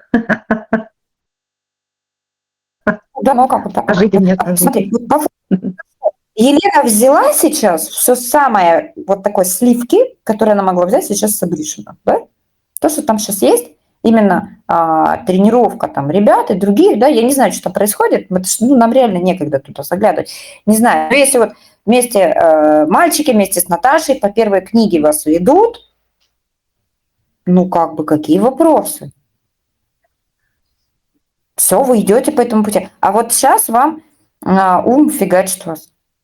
И эго начинает качать. Программы начинают играть. Ну, напишите в личку потом, я вам напишу подробнее про нашу программу, что мы делаем. Да. Я расскажу вам подробнее, что мы делаем. Как остановить этот ум. Ну, смотрите, ум не останавливается, он все время работает. У него функция такая все время работать. Одно дело, когда он молотит вам программу из коллективного, другое дело, когда он расшифровывает ваши потоки из вашего подсознания. Две большие разницы. И с эго точно так же. Одно дело, когда эго обрабатывает программы, которые вы натаскали из коллективного, а их там достаточное количество, очень много созданных, уже созданных. Вот. А второе дело, когда вы сами оплодотворяете это эго, да, нужными вам мыслями и рождаете нужные миры. Это уже уровень создателя. Это уровень Бог, да, вот ты создаешь в потоке. Да. Вот твой ум работает и разум работает. Вот твоя мысль создающая. Пришла в эго, высшее я ее осветила, вот он, твой мир проявился. И ты его проживаешь, и ты кайфуешь. Вот твое прямое сознание. Вот, кстати, вот этот маленький пример, да, вот, Оль, помнишь, я тебе рассказала? Вот я с Жорой иду по полям. Да.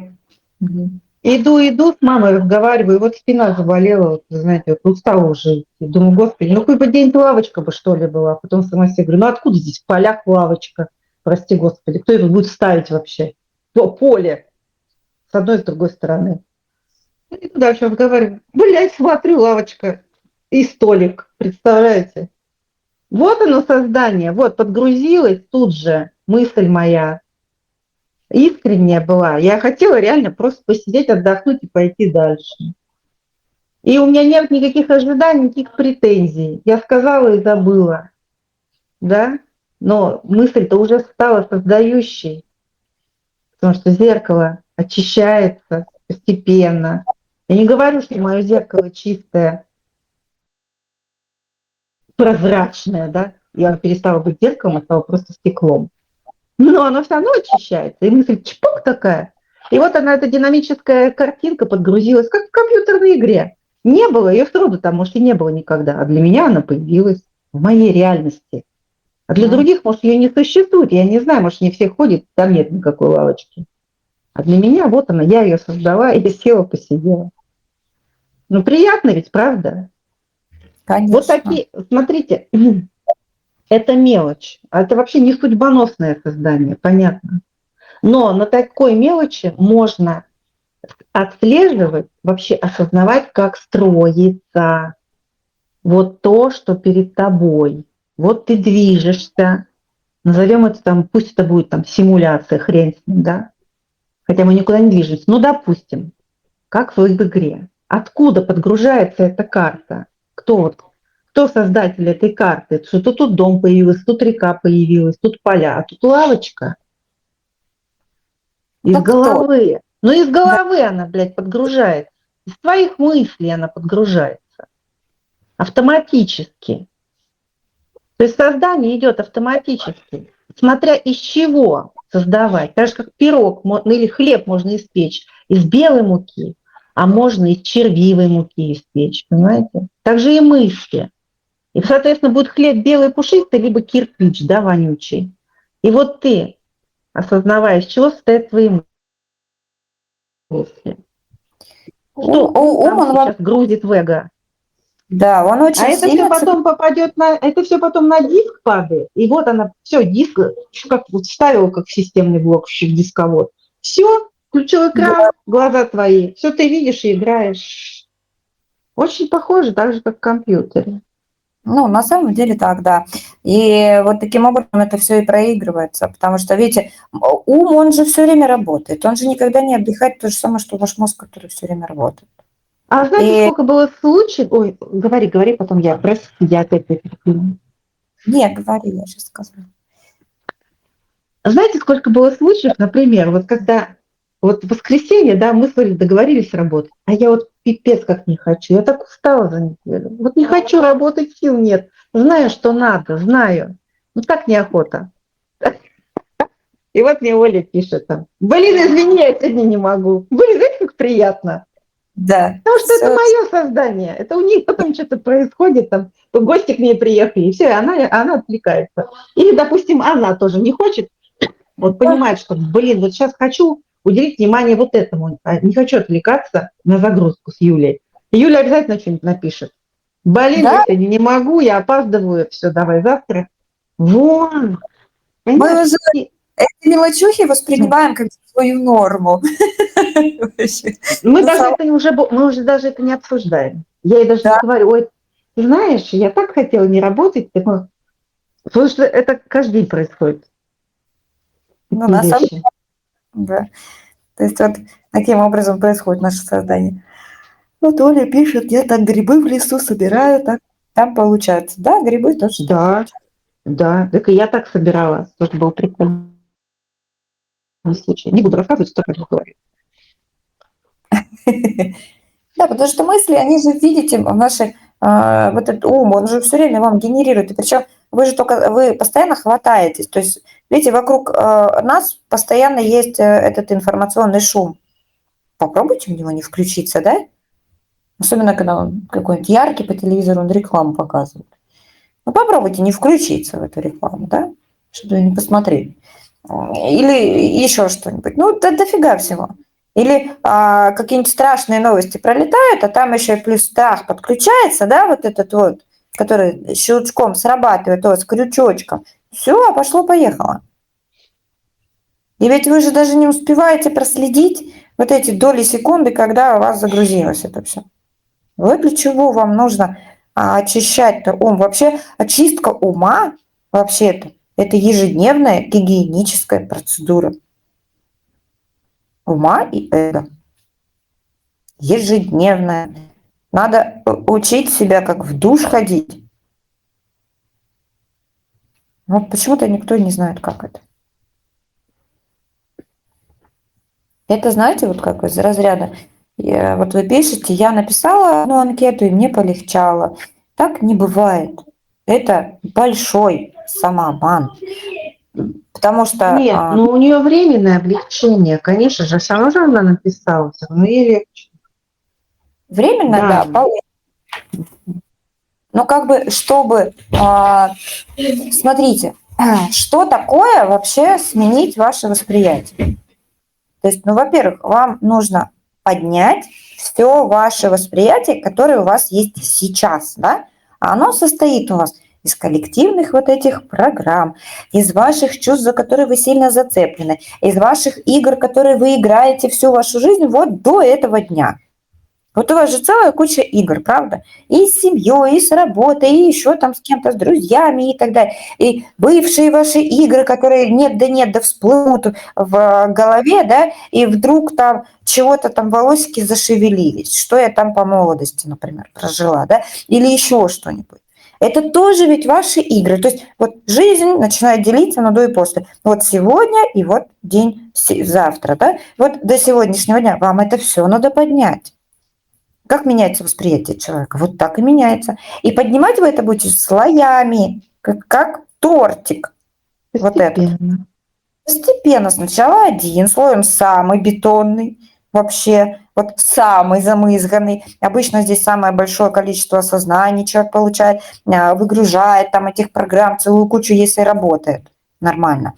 Вот вы как этот бетон снимаете, понимаете? Потом немножко мягче, мягче, мягче. Эти слои тоньше, тоньше, тоньше. Но тем чувственнее, тем важнее даже отлавливать эти мысли, да, у себя есть парадокс нашей системы, тем глубже вы уходите, чем больше сознание расширяете, тем тоньше становятся ваши чувства. Вот если сразу у вас яркость, там где бетон у вас яркие чувства, а дальше уже оно слабее, немножко слабее, но не по чувствам слабее. Чувства, наоборот, становятся как бы сильнее, но они не такие яркие. Первым вы с эмоциями все равно будете работать. Вот. И вот этот слой, его же ведь убрать надо, поднять вот это все, представьте, поднять, зачистить, сделать из этого, ну, грубо говоря, бетона, который, да, у вас тут застрял, из этого всего надо сделать это своим ресурсом. Как? Через благодарность. Представляете? А на этот ресурс вам нужно сделать новые ваши опоры, новое восприятие, новое создание. Как я хочу. А как ты хочешь? Да черт его знает, как ты хочешь, правда? И вот только вот так вот вы меняете ваше восприятие. Это вот мы правильно картинку показываем. Это понимаете, что это не одна анкета? Понимаете? Это не практика зеркала. Практика зеркала, конечно, многое дает, но она не меняет вам восприятие настолько. Не меняет. То есть, понимаете, это как вам сказать, образ вашей жизни и вашей мысли, вашего мышления абсолютно полностью должен поменяться. То есть вашу жизнь, это вы знаете, как жили в одной квартире, переехали в другую квартиру. Вот так меняется восприятие. И вот из новой квартиры, конечно же, вы уже психику свою-то и вычищаете. Вот тогда надо консультацию. И работа с психикой тогда нужна, чтобы ваш мусор из старой квартиры не вести в новую. Вот все это нафиг убрать, а новое купить, да? Под вот эту квартиру, которая нужна. Вот. Вот тогда получается офигенный результат. И тогда вы, вот знаете, если так вот взять, за месяц, вот если вы с нами идете, например, за месяц вы меняете свое восприятие. Ну, как минимум, этот фундамент вы, ну, вот этот, который бетонный, да, и вы снимаете фундамент, туда заливаете с практикой, из вот этого вы вклиниваете это в вашу жизнь на постоянной основе. Дальше, если вам нужно, вы идете вот в психику, в проработку психики, то есть там, где зачистка идет. И вот по факту, ну, 2-3 месяца, все, вы пошли в свою счастливую жизнь, мы про вас забыли, вы пришли к нам через года полтора и сказали: девочки, у нас вот такое, у меня вот такие изменения, вот такие перемены, вот такие, и мы вместе с вами порадовались. А изменения у вас начинаются уже сразу. Еще до того, как мы начинаем работать. Это феерично, да, Юля? Когда у нас срабатывают эти предмоменты, и человек пишет: ой, а вы, я так и знала, что вы работали, потому что вчера у меня что-то там происходит. Это как, знаете, вот я сейчас рассказала случай-то про Валю и ее мужа, да.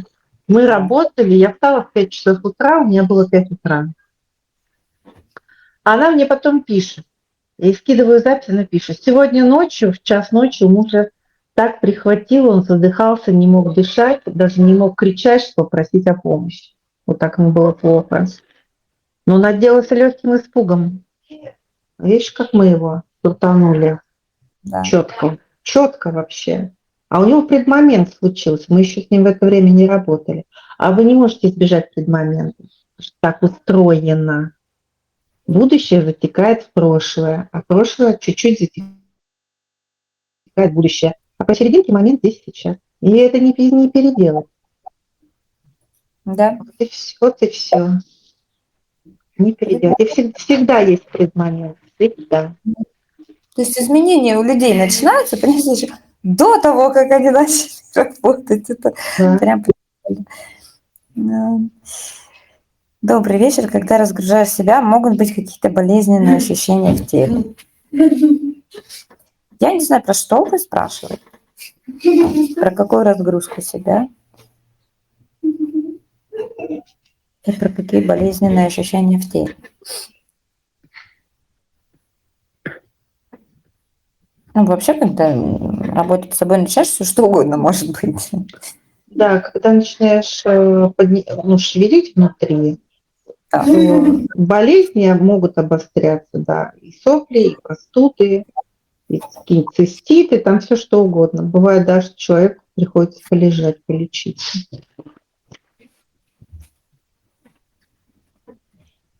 Но это все проходящее, это все не смертельно. Ну да, это такое. Ну, обычно, когда мы психику уже подключаем, мы там, если убираем что-то, но мы даже не озвучиваем, когда убираем что-то у человека, если у него это не проявлено. Допустим, в качестве болезни. Мы, например, видим, что это может быть какая-то болезнь, но мы даже как бы не говорим подробности. Дабы, чтобы человека, знаете, не включался этот какой-то страх или еще что-то, чтобы ум, опять же, не раскрутил историю. Потому что ум начнет качать уникальность. Ну, какая я уникальна? У меня вообще такая жопа жопная. Самая грязная жопа на свете у моего подсознания. Ну зачем это надо?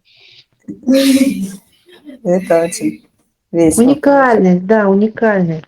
И люди, вот, которые, кстати, вот, хотят быть инфодайвером, первое, что их посещает, это чувство уникальности. Они хотят быть уникальными, хотят так живить, хотят так же исцелять, поднимать мертвых. Понимаете, вот это вот хочется, вот, быть уникальным. Никто не может, а я могу. Но это как бы это неплохо. просто это потом твой искренний интерес, он очищается от этого. И ты в натуре себя считаешь уникальным. Да. И все. Ты просто уникальный, Видите, и все уже. у вас же нет мыслей тогда в голове, что я, в принципе, уникальна по своей природе. И Ну чем бы да. я ни занималась, это будет уникально. И тогда начинаются вот эти, да, зацепки за то, ой, это вот так, а это вот так. Да любая деятельность, если вы себя считаете уникальным человеком, а вы такой и есть, потому что двух одинаковых людей на планете Земля не существует. Вы уникальны по праву своего рождения, просто запомните. И доказывать кому-то какую-то уникальность нет никакого смысла, потому что каждый уникален. В принципе, вот так дела А вот обстоят. Когда вы эту свою личную уникальность признаете, вам тогда все равно, чем вы занимаетесь, вы в любом деле вашу уникальность знаете. Какой у вас тут талант, какие способности. А что вы делаете так, как другой не может. А вот реально не может. Вот она уникальность-то по-настоящему. уникальность в том, что Бог родился в теле, Да, проявился в теле. Вот она уникальность. да. Бог проявился в теле. Сознание Бога так уплотнило себя, что появилась материя. Разве это не уникально? В пустоте, да, вот в этом. А пустоте вообще ни в чем. Вот. Просто И пустота. проявилось тело, мир. А это, и, понимаете, это сознание продолжает создавать реки, моря, океаны, все перед вами. Все создано сознанием человека, все, что он видит. Мгм. Я понимаю, это трудно осознавать. И я-то не до конца это осознаю. Но это так. А больше неоткуда взяться. Неоткуда, когда ты знаешь, как устроена психика. Неоткуда взяться больше материи, кроме как из сознания. Вот наша в чем уникальность. Кстати, по поводу уникальности я совершенно недавно подметила. Еще, кстати, в Воронеже, когда была. Вот эти платежный терминал в магазинах, да, от Сбербанка или от чего, такая палочка длинная, и стал сейчас квадратный экран, куда ты можешь телефон прикладывать или Да-да-да. карточку приложить. И там, значит, написано, что-то такое было, что а, мы используем технологию распознавания лица, потому что нет одинаковых лиц, каждое лицо уникально. То есть чужой никто не может расплатиться за вас, потому что ваше лицо уникально. Даже в этом, представьте, то есть уже даже в коллективном уже это используют, а сам человек до сих Не пор этого не понимает, да, и не ценит ведь этого, не ценит. Считает себя вот общей какой-то биомассой, биомусором, разные у нас слова есть, да, это биомусор, это биомасса, вот это стадо, быдло, что там еще, много чего. частицы всякого целого. Да Да, ты я есть. частичка Вселенной. Бля, это и есть Вселенная, прикинь. Нет А никакой Вселенной. Не будет сознания человека, нет никакой Вселенной. да. Прикиньте взять на себя ответственность за то, что ты и есть эта вселенная. Как вам уровень ответственности? Кому слабо, кому нет. Дело даже Но не в вы, этом, а но вы помните вот этот эксперимент. Оль, ты вспомни, да? Мы, вот эта птица Гамаюн, да, мы провели с тобой, мы открыли, да, что в психике есть такая информация, такой персонаж, как он есть всё. работает, какая Да, его функция, как его можно использовать. То есть это не придумано, это есть в подсознании. И что мы видим на следующий день в Яндексе? А птица Гамаюн, она же пела, да? Пела да, только тем, кто мог услышать. То есть это слышь, недоступно всем. да, Да? Конечно, мы сейчас скажем, наверное, у кого чистое сердце, ну, допустим, да? То есть она работает с звуком. Нам пофигу на вибрация. эту птицу, нам главное, что она может делать, как это можно использовать. Все, мы как эти паразиты, да? Можно тебя Да, использовать или нет? да. Вот была птица Гавайюн. Что мы видим в Яндексе? Новость. Планету Земля накрыла звуковая волна, которая образовалась от столкновения 5 галактик. Где-то хуй знает, где-то там. Да-да. Ну скажите, ну что, вот как это можно придумать? Откуда? Это в моем Яндексе, может быть, вы и не видели такой новости. А я увидела, потому что это я сделала вместе с Ольгой. И в Конечно. нашей реальности это появилось. Аж на землю, блядь, накрыло. Откуда это все взялось? Вы из меня. Юль, ну вот последняя вспышка на Солнце. Ну все же, видимо, видели северное сияние по всей планете. Да, сейчас Оля еще скажет, что это тоже наш прикол. Ну, это мы. Ну что я скажу? Я другого ничего не скажу, потому что за сколько, Юль? За 2 дня, наверное, да, до этого? Это, кстати, был день, Юля, когда мы себе почистили полностью кровь и убрали себе автомат. Какой? Вот это цикличность. Жизнь, смерть, да. Жизнь, смерть, пожалуйста. В этот же А день... разве мы себе это сделали? Мы, по-моему, вот с кем работали, тому сделали. Нет? Или себе? Ну, может, и себе, не Мы помню. себе сделали как раз-таки. Себе? Да, мы сначала на этот алгоритм вышли, потому что через людей мы вышли, с которыми мы работали. Вот, то есть это было... Там начали, знаете, это... Как оказывается, там движения на солнце начались. Вот. Мы до себя добрались уже дня через 2 или через 3, да? Где мы, так, давай уже себе, короче, это все снесем, потому что мы так ходить ходим, у нас, ну, все в порядке, ну, то есть мы не проходим в любые там глубины, куда мы хотим, у нас якорь там стоит уже, все, мы же туда, к состоянию пришли, вот, но мы как бы себе внимания не уделили, мы уделили внимание себе, своим телом. Вот. Ну, и все, и мы уделили, прошли уже там конкретно так, по полной, знаете. И вспышка на солнце, пожалуйста, вот. Северное сияние по всему миру. Ну, так, что люди там писали, да, что это переход на 5-ю платформу, Да, 5-е измерение, все там понесло всех уже. да. Да. Переход куда-то там, в другой мир, куда-то. Вот это всё. Мы читаем и ржем. Ну, реально переход, да, окей, хорошо, мы согласны. У нас переход. Ага. Ну, потому что мы реально себя конкретно мы открыли такие глубокие вещи, глубже, чем мы были. Мы не знаем, конечная эта точка или нет. Может, да, может и нет, не знаем. Вот. Но тем не менее, как создадим, да, Юля, так и будет. Да. Реально. Создадим, что это конечное, она будет конечна. Создадим, что есть еще, будет еще. Это знаете, что происходит вот в такие моменты, когда мы что-то открываем? Это происходит очередная смена восприятия Да. информации в подсознании. То есть ты можешь видеть ее в геометрии, или там матрешек, или чертей, и чего угодно. Да. А может оказаться вот просто в точке. И там вот маленькая точка, и там все просто. Ну, мы уже говорили об этом. Да, мы уже говорили об этом. Это очередная смена восприятия. И это укорачивает путь чего? Создания.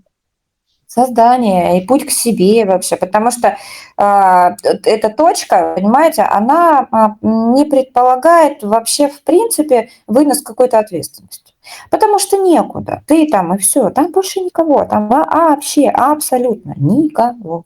Там вообще Только разбежаться негде. да, вообще совершенно не на кого ответственность перекинуть, даже если очень сильно хочется. Сказать, что это он, это я. Да нет, там, вы, понимаете, попадаете в это состояние, понимаете, никого вообще. Я и все. Все. Да, это по сути, Оля, ты попадаешь в восприятие единого сознания. Вот это очередное расширение, которое в парадоксе называется углублением в точку. Да. Вот как хотите, так понимаете. И у тебя уже восприятие идет не из личности, не из как от себя отделенной части, а как единого я. Потому что ты туда пришел, и ты видишь, что нет никаких. Оля, Да вообще. Юля и Даша. Есть одно сознание сейчас. Одно. Только тела разные. Даже Одно мысли. сознание во всех телах. Да, Юля, даже мысли о том, что есть кто-то еще, тоже нет. Да. У единого сознания нет этой мысли. Для него это все одно. Да. Абсолютно. И только благодаря тому, что, смотри, есть тела, у единого сознания есть возможность проживать множество опытов одновременно, сразу, сейчас. Сразу, да. То есть ему не надо жить 100 лет, потом еще 100 лет, там, да, или 1000 лет, там, кто сколько собрался жить, или 50 лет. Оно сразу играет во всех телах и сразу набирает этот опыт. И Да. всё. При этом оно не рассыпается и не становится меньше. Да. Представляете, вот такой парадокс? И не Оно всегда увеличивается. Кстати. не увеличивается и не уменьшается, и не рассыпается, и, ну вот, короче, в общем, ладно, это тема других разговоров немножко, вот, потому что, Ну, как себя не похвалишь, знаешь. да, похвалят, Это мы, это, мы, точно. это мы тут хвалимся. Мы же написали, что можно хвалиться. Вот мы хвалимся. Какие Да, мы молодцы. Какие мы уникальные, прикиньте. Вот, нормально все, эго сейчас такое. эго, Рычит, да. как барсик такой. Оно прям такое, знаешь, это как, если картинка сравнить, знаешь, сидит такой пузатый, по пузу себя гладит, так хорошо, хорошо. Да. Я согласна. Да, Эго да, такое, я согласна. Все по кайфу. Чилим дальше.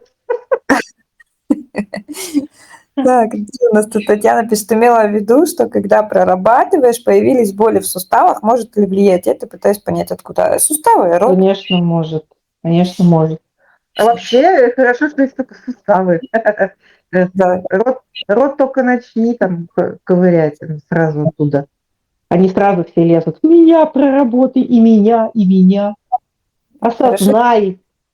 Если вы гребете, сразу может включиться, это не очень приятно тогда получается. И ситуации, если рот слишком много всего включается из рота, тогда прям совсем накрывает человека. И когда вы тем более инструментами, например, не владеете, даже той же искренней благодарностью, потому что благодарность, она как бы, знаете, что лишает смысла ваши вот эти дурные игры, в которые вы играете. То есть она как бы снимает этот смысл как капусту вообще. И Нейтрализует их. нейтрализует, да, реально вот так получается. Да, да, точно, как обеззараживает, да, нейтрализатор такой. И вы тогда имеете возможность увидеть, что вы там на самом деле в этой игре хотели. Чтобы ее закрыть осознание, что надо получить. А вот если вы не... Ой, куда ты пропала, Оля? Не слышно.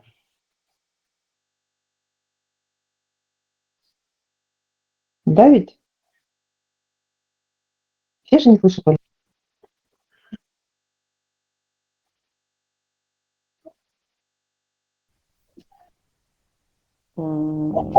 Алло, алло.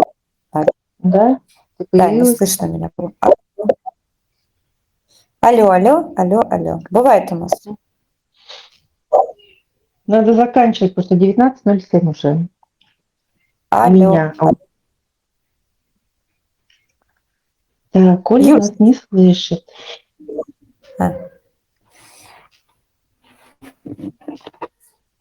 Алло. Ну что, мы тебя слышим. Пишу тебе уже в чат. То есть сейчас все нормально. 1, 2, 3, проверка связи. 1, 2, 3. Вот, пожалуйста, получите. Все прекрасно. Бывает, отваливается, летит раз без паники. Да, у кого-то ночь, сейчас 08. Так, ну да, пора заканчивать. Так, напоминаем еще раз. Через неделю мы с вами встречаемся. Кто у нас в диагностической комнате? В диагностической комнате.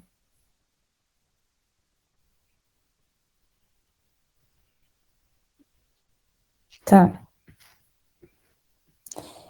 Мы тебя слышим, слышим. Юль, скажи что-нибудь. Я тебя слышу. Все прекрасно.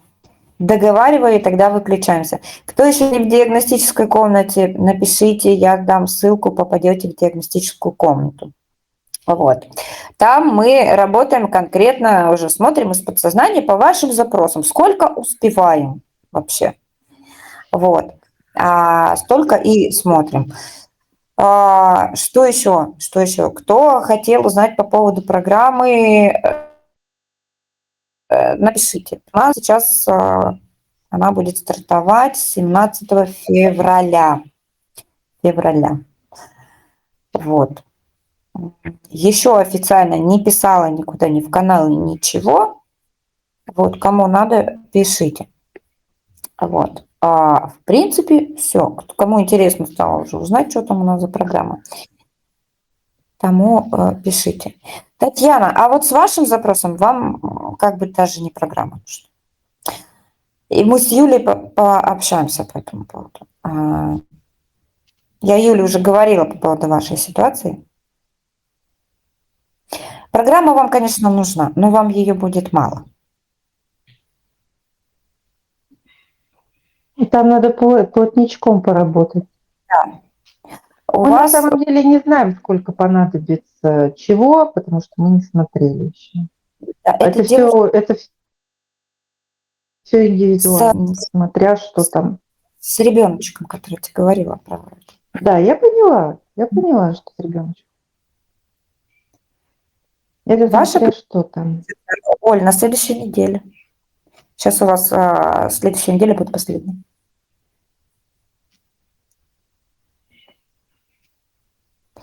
Что я хотела сказать? Кто пойдет в комнату, кто еще не задавал свои вопросы в комнате, пишите классные, интересные и искренние запросы. Искренние. То есть загляните в себя по-настоящему. То есть не по ходу дела я подключилась, и сейчас я что-нибудь напишу, а подумайте, что вы будете писать. Потому что чем более искренний запрос вы напишете, тем ярче будет ответ, и 100% я его уберу. Чтобы мне не блуждать, знаете в чем? В информации от ума вашей, которая на самом деле, она как пыль.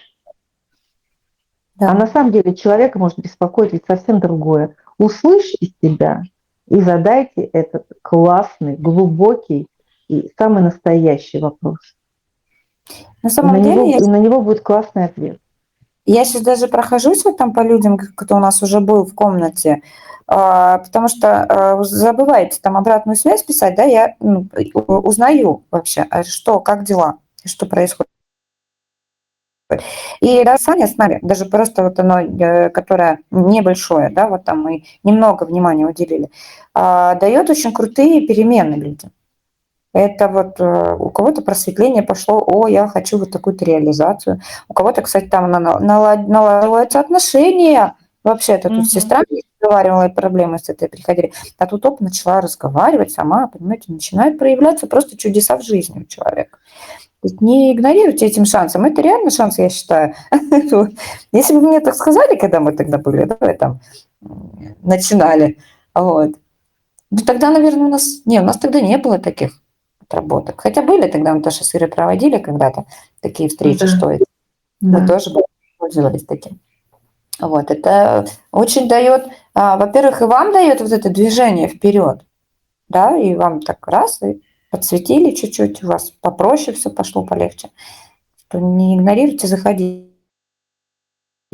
Вот ты знаешь, я сейчас вот ты сейчас рассказываешь, да, что вот люди пришли в комнату, я их там маленько почистила, да, и у них уже там воздух свежий, да, глоток свежего воздуха. Я, кстати, стала так писать в социальных сетях: мыка, глоток свежего воздуха. Это действительно.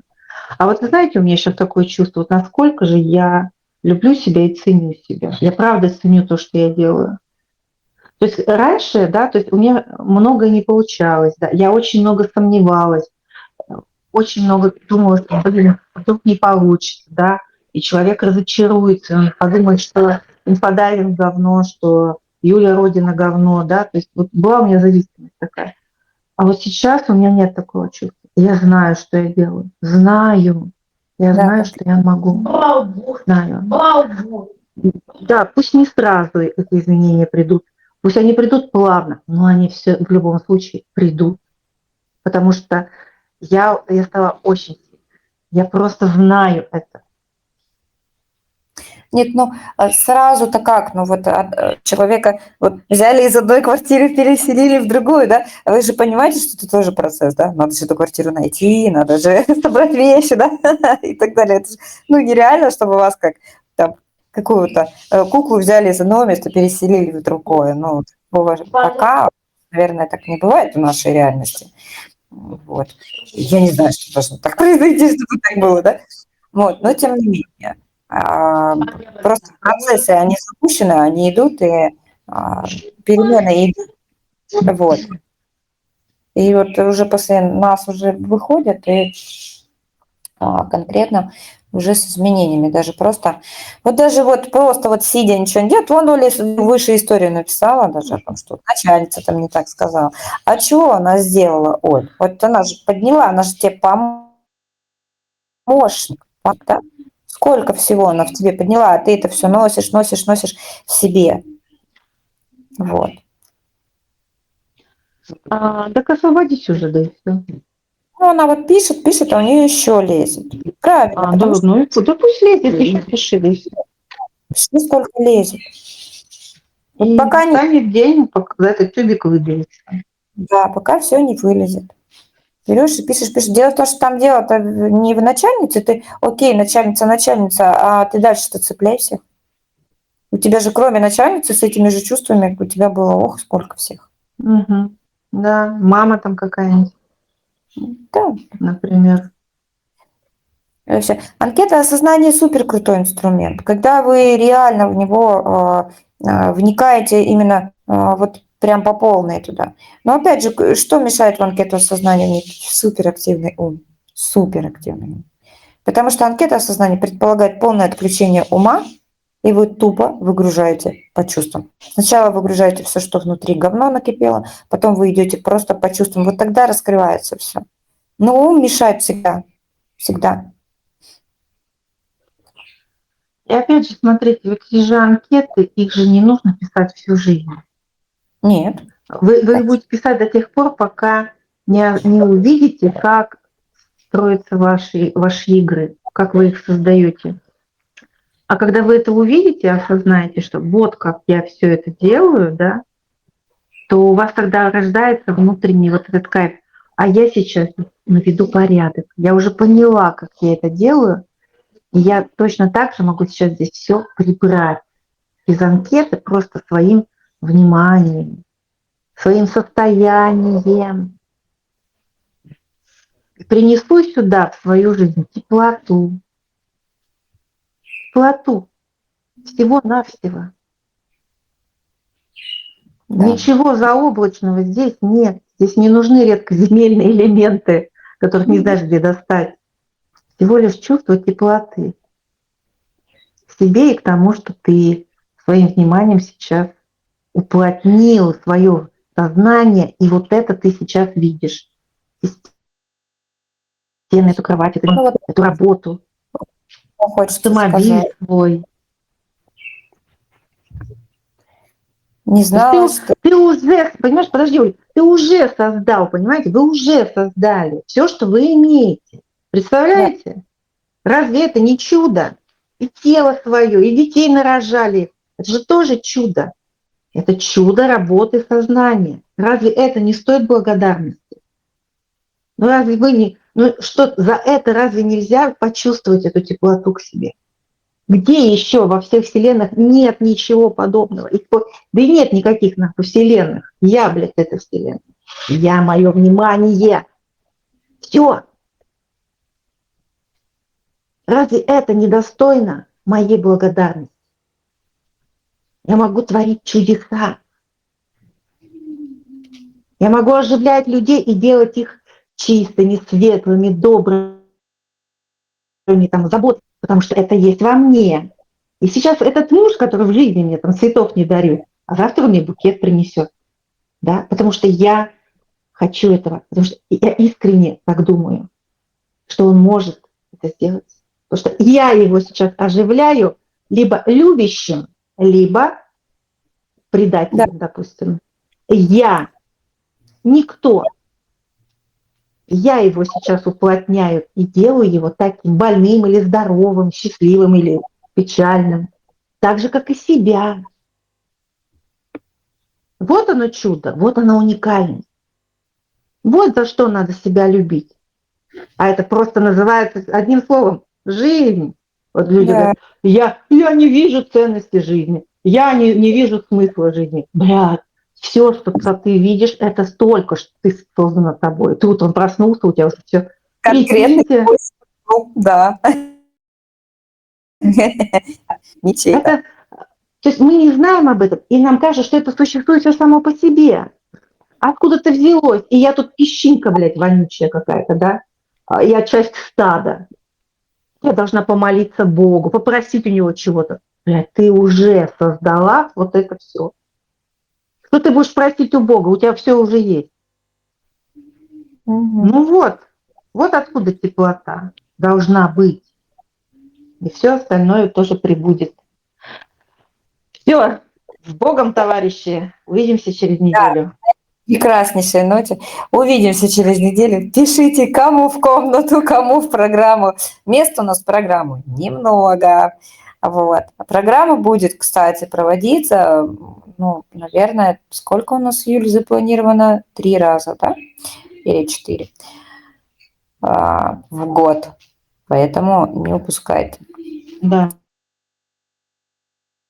По этим условиям Потому что сразу. это просто нереально сделать. Мы сами просто не сможем это сделать. Это как работать ручками. Фу, Но да, я не могу расстроиться, да, да. и одновременно делать 3 консультации. Нет, я могу сделать только одну в день. Одну. Все. Вот, поэтому, да. Все. Сейчас Всех целую. да, сейчас самые прекрасные условия, самые выгодные. Да. Поэтому, короче, кому уже откликается, не тяните, пишите. Вот, не надо до февраля тянуть. Пишите сразу, занимайте места, и мы будем знать. Мой девиз такой, какой? Жизнь – это рай. Жизнь – это рай. Согласна. Так, ну все, с вами хорошо, пошли дальше. Да. Все, идем работать, друзья. И жизнь. Все, пока. Всем пока.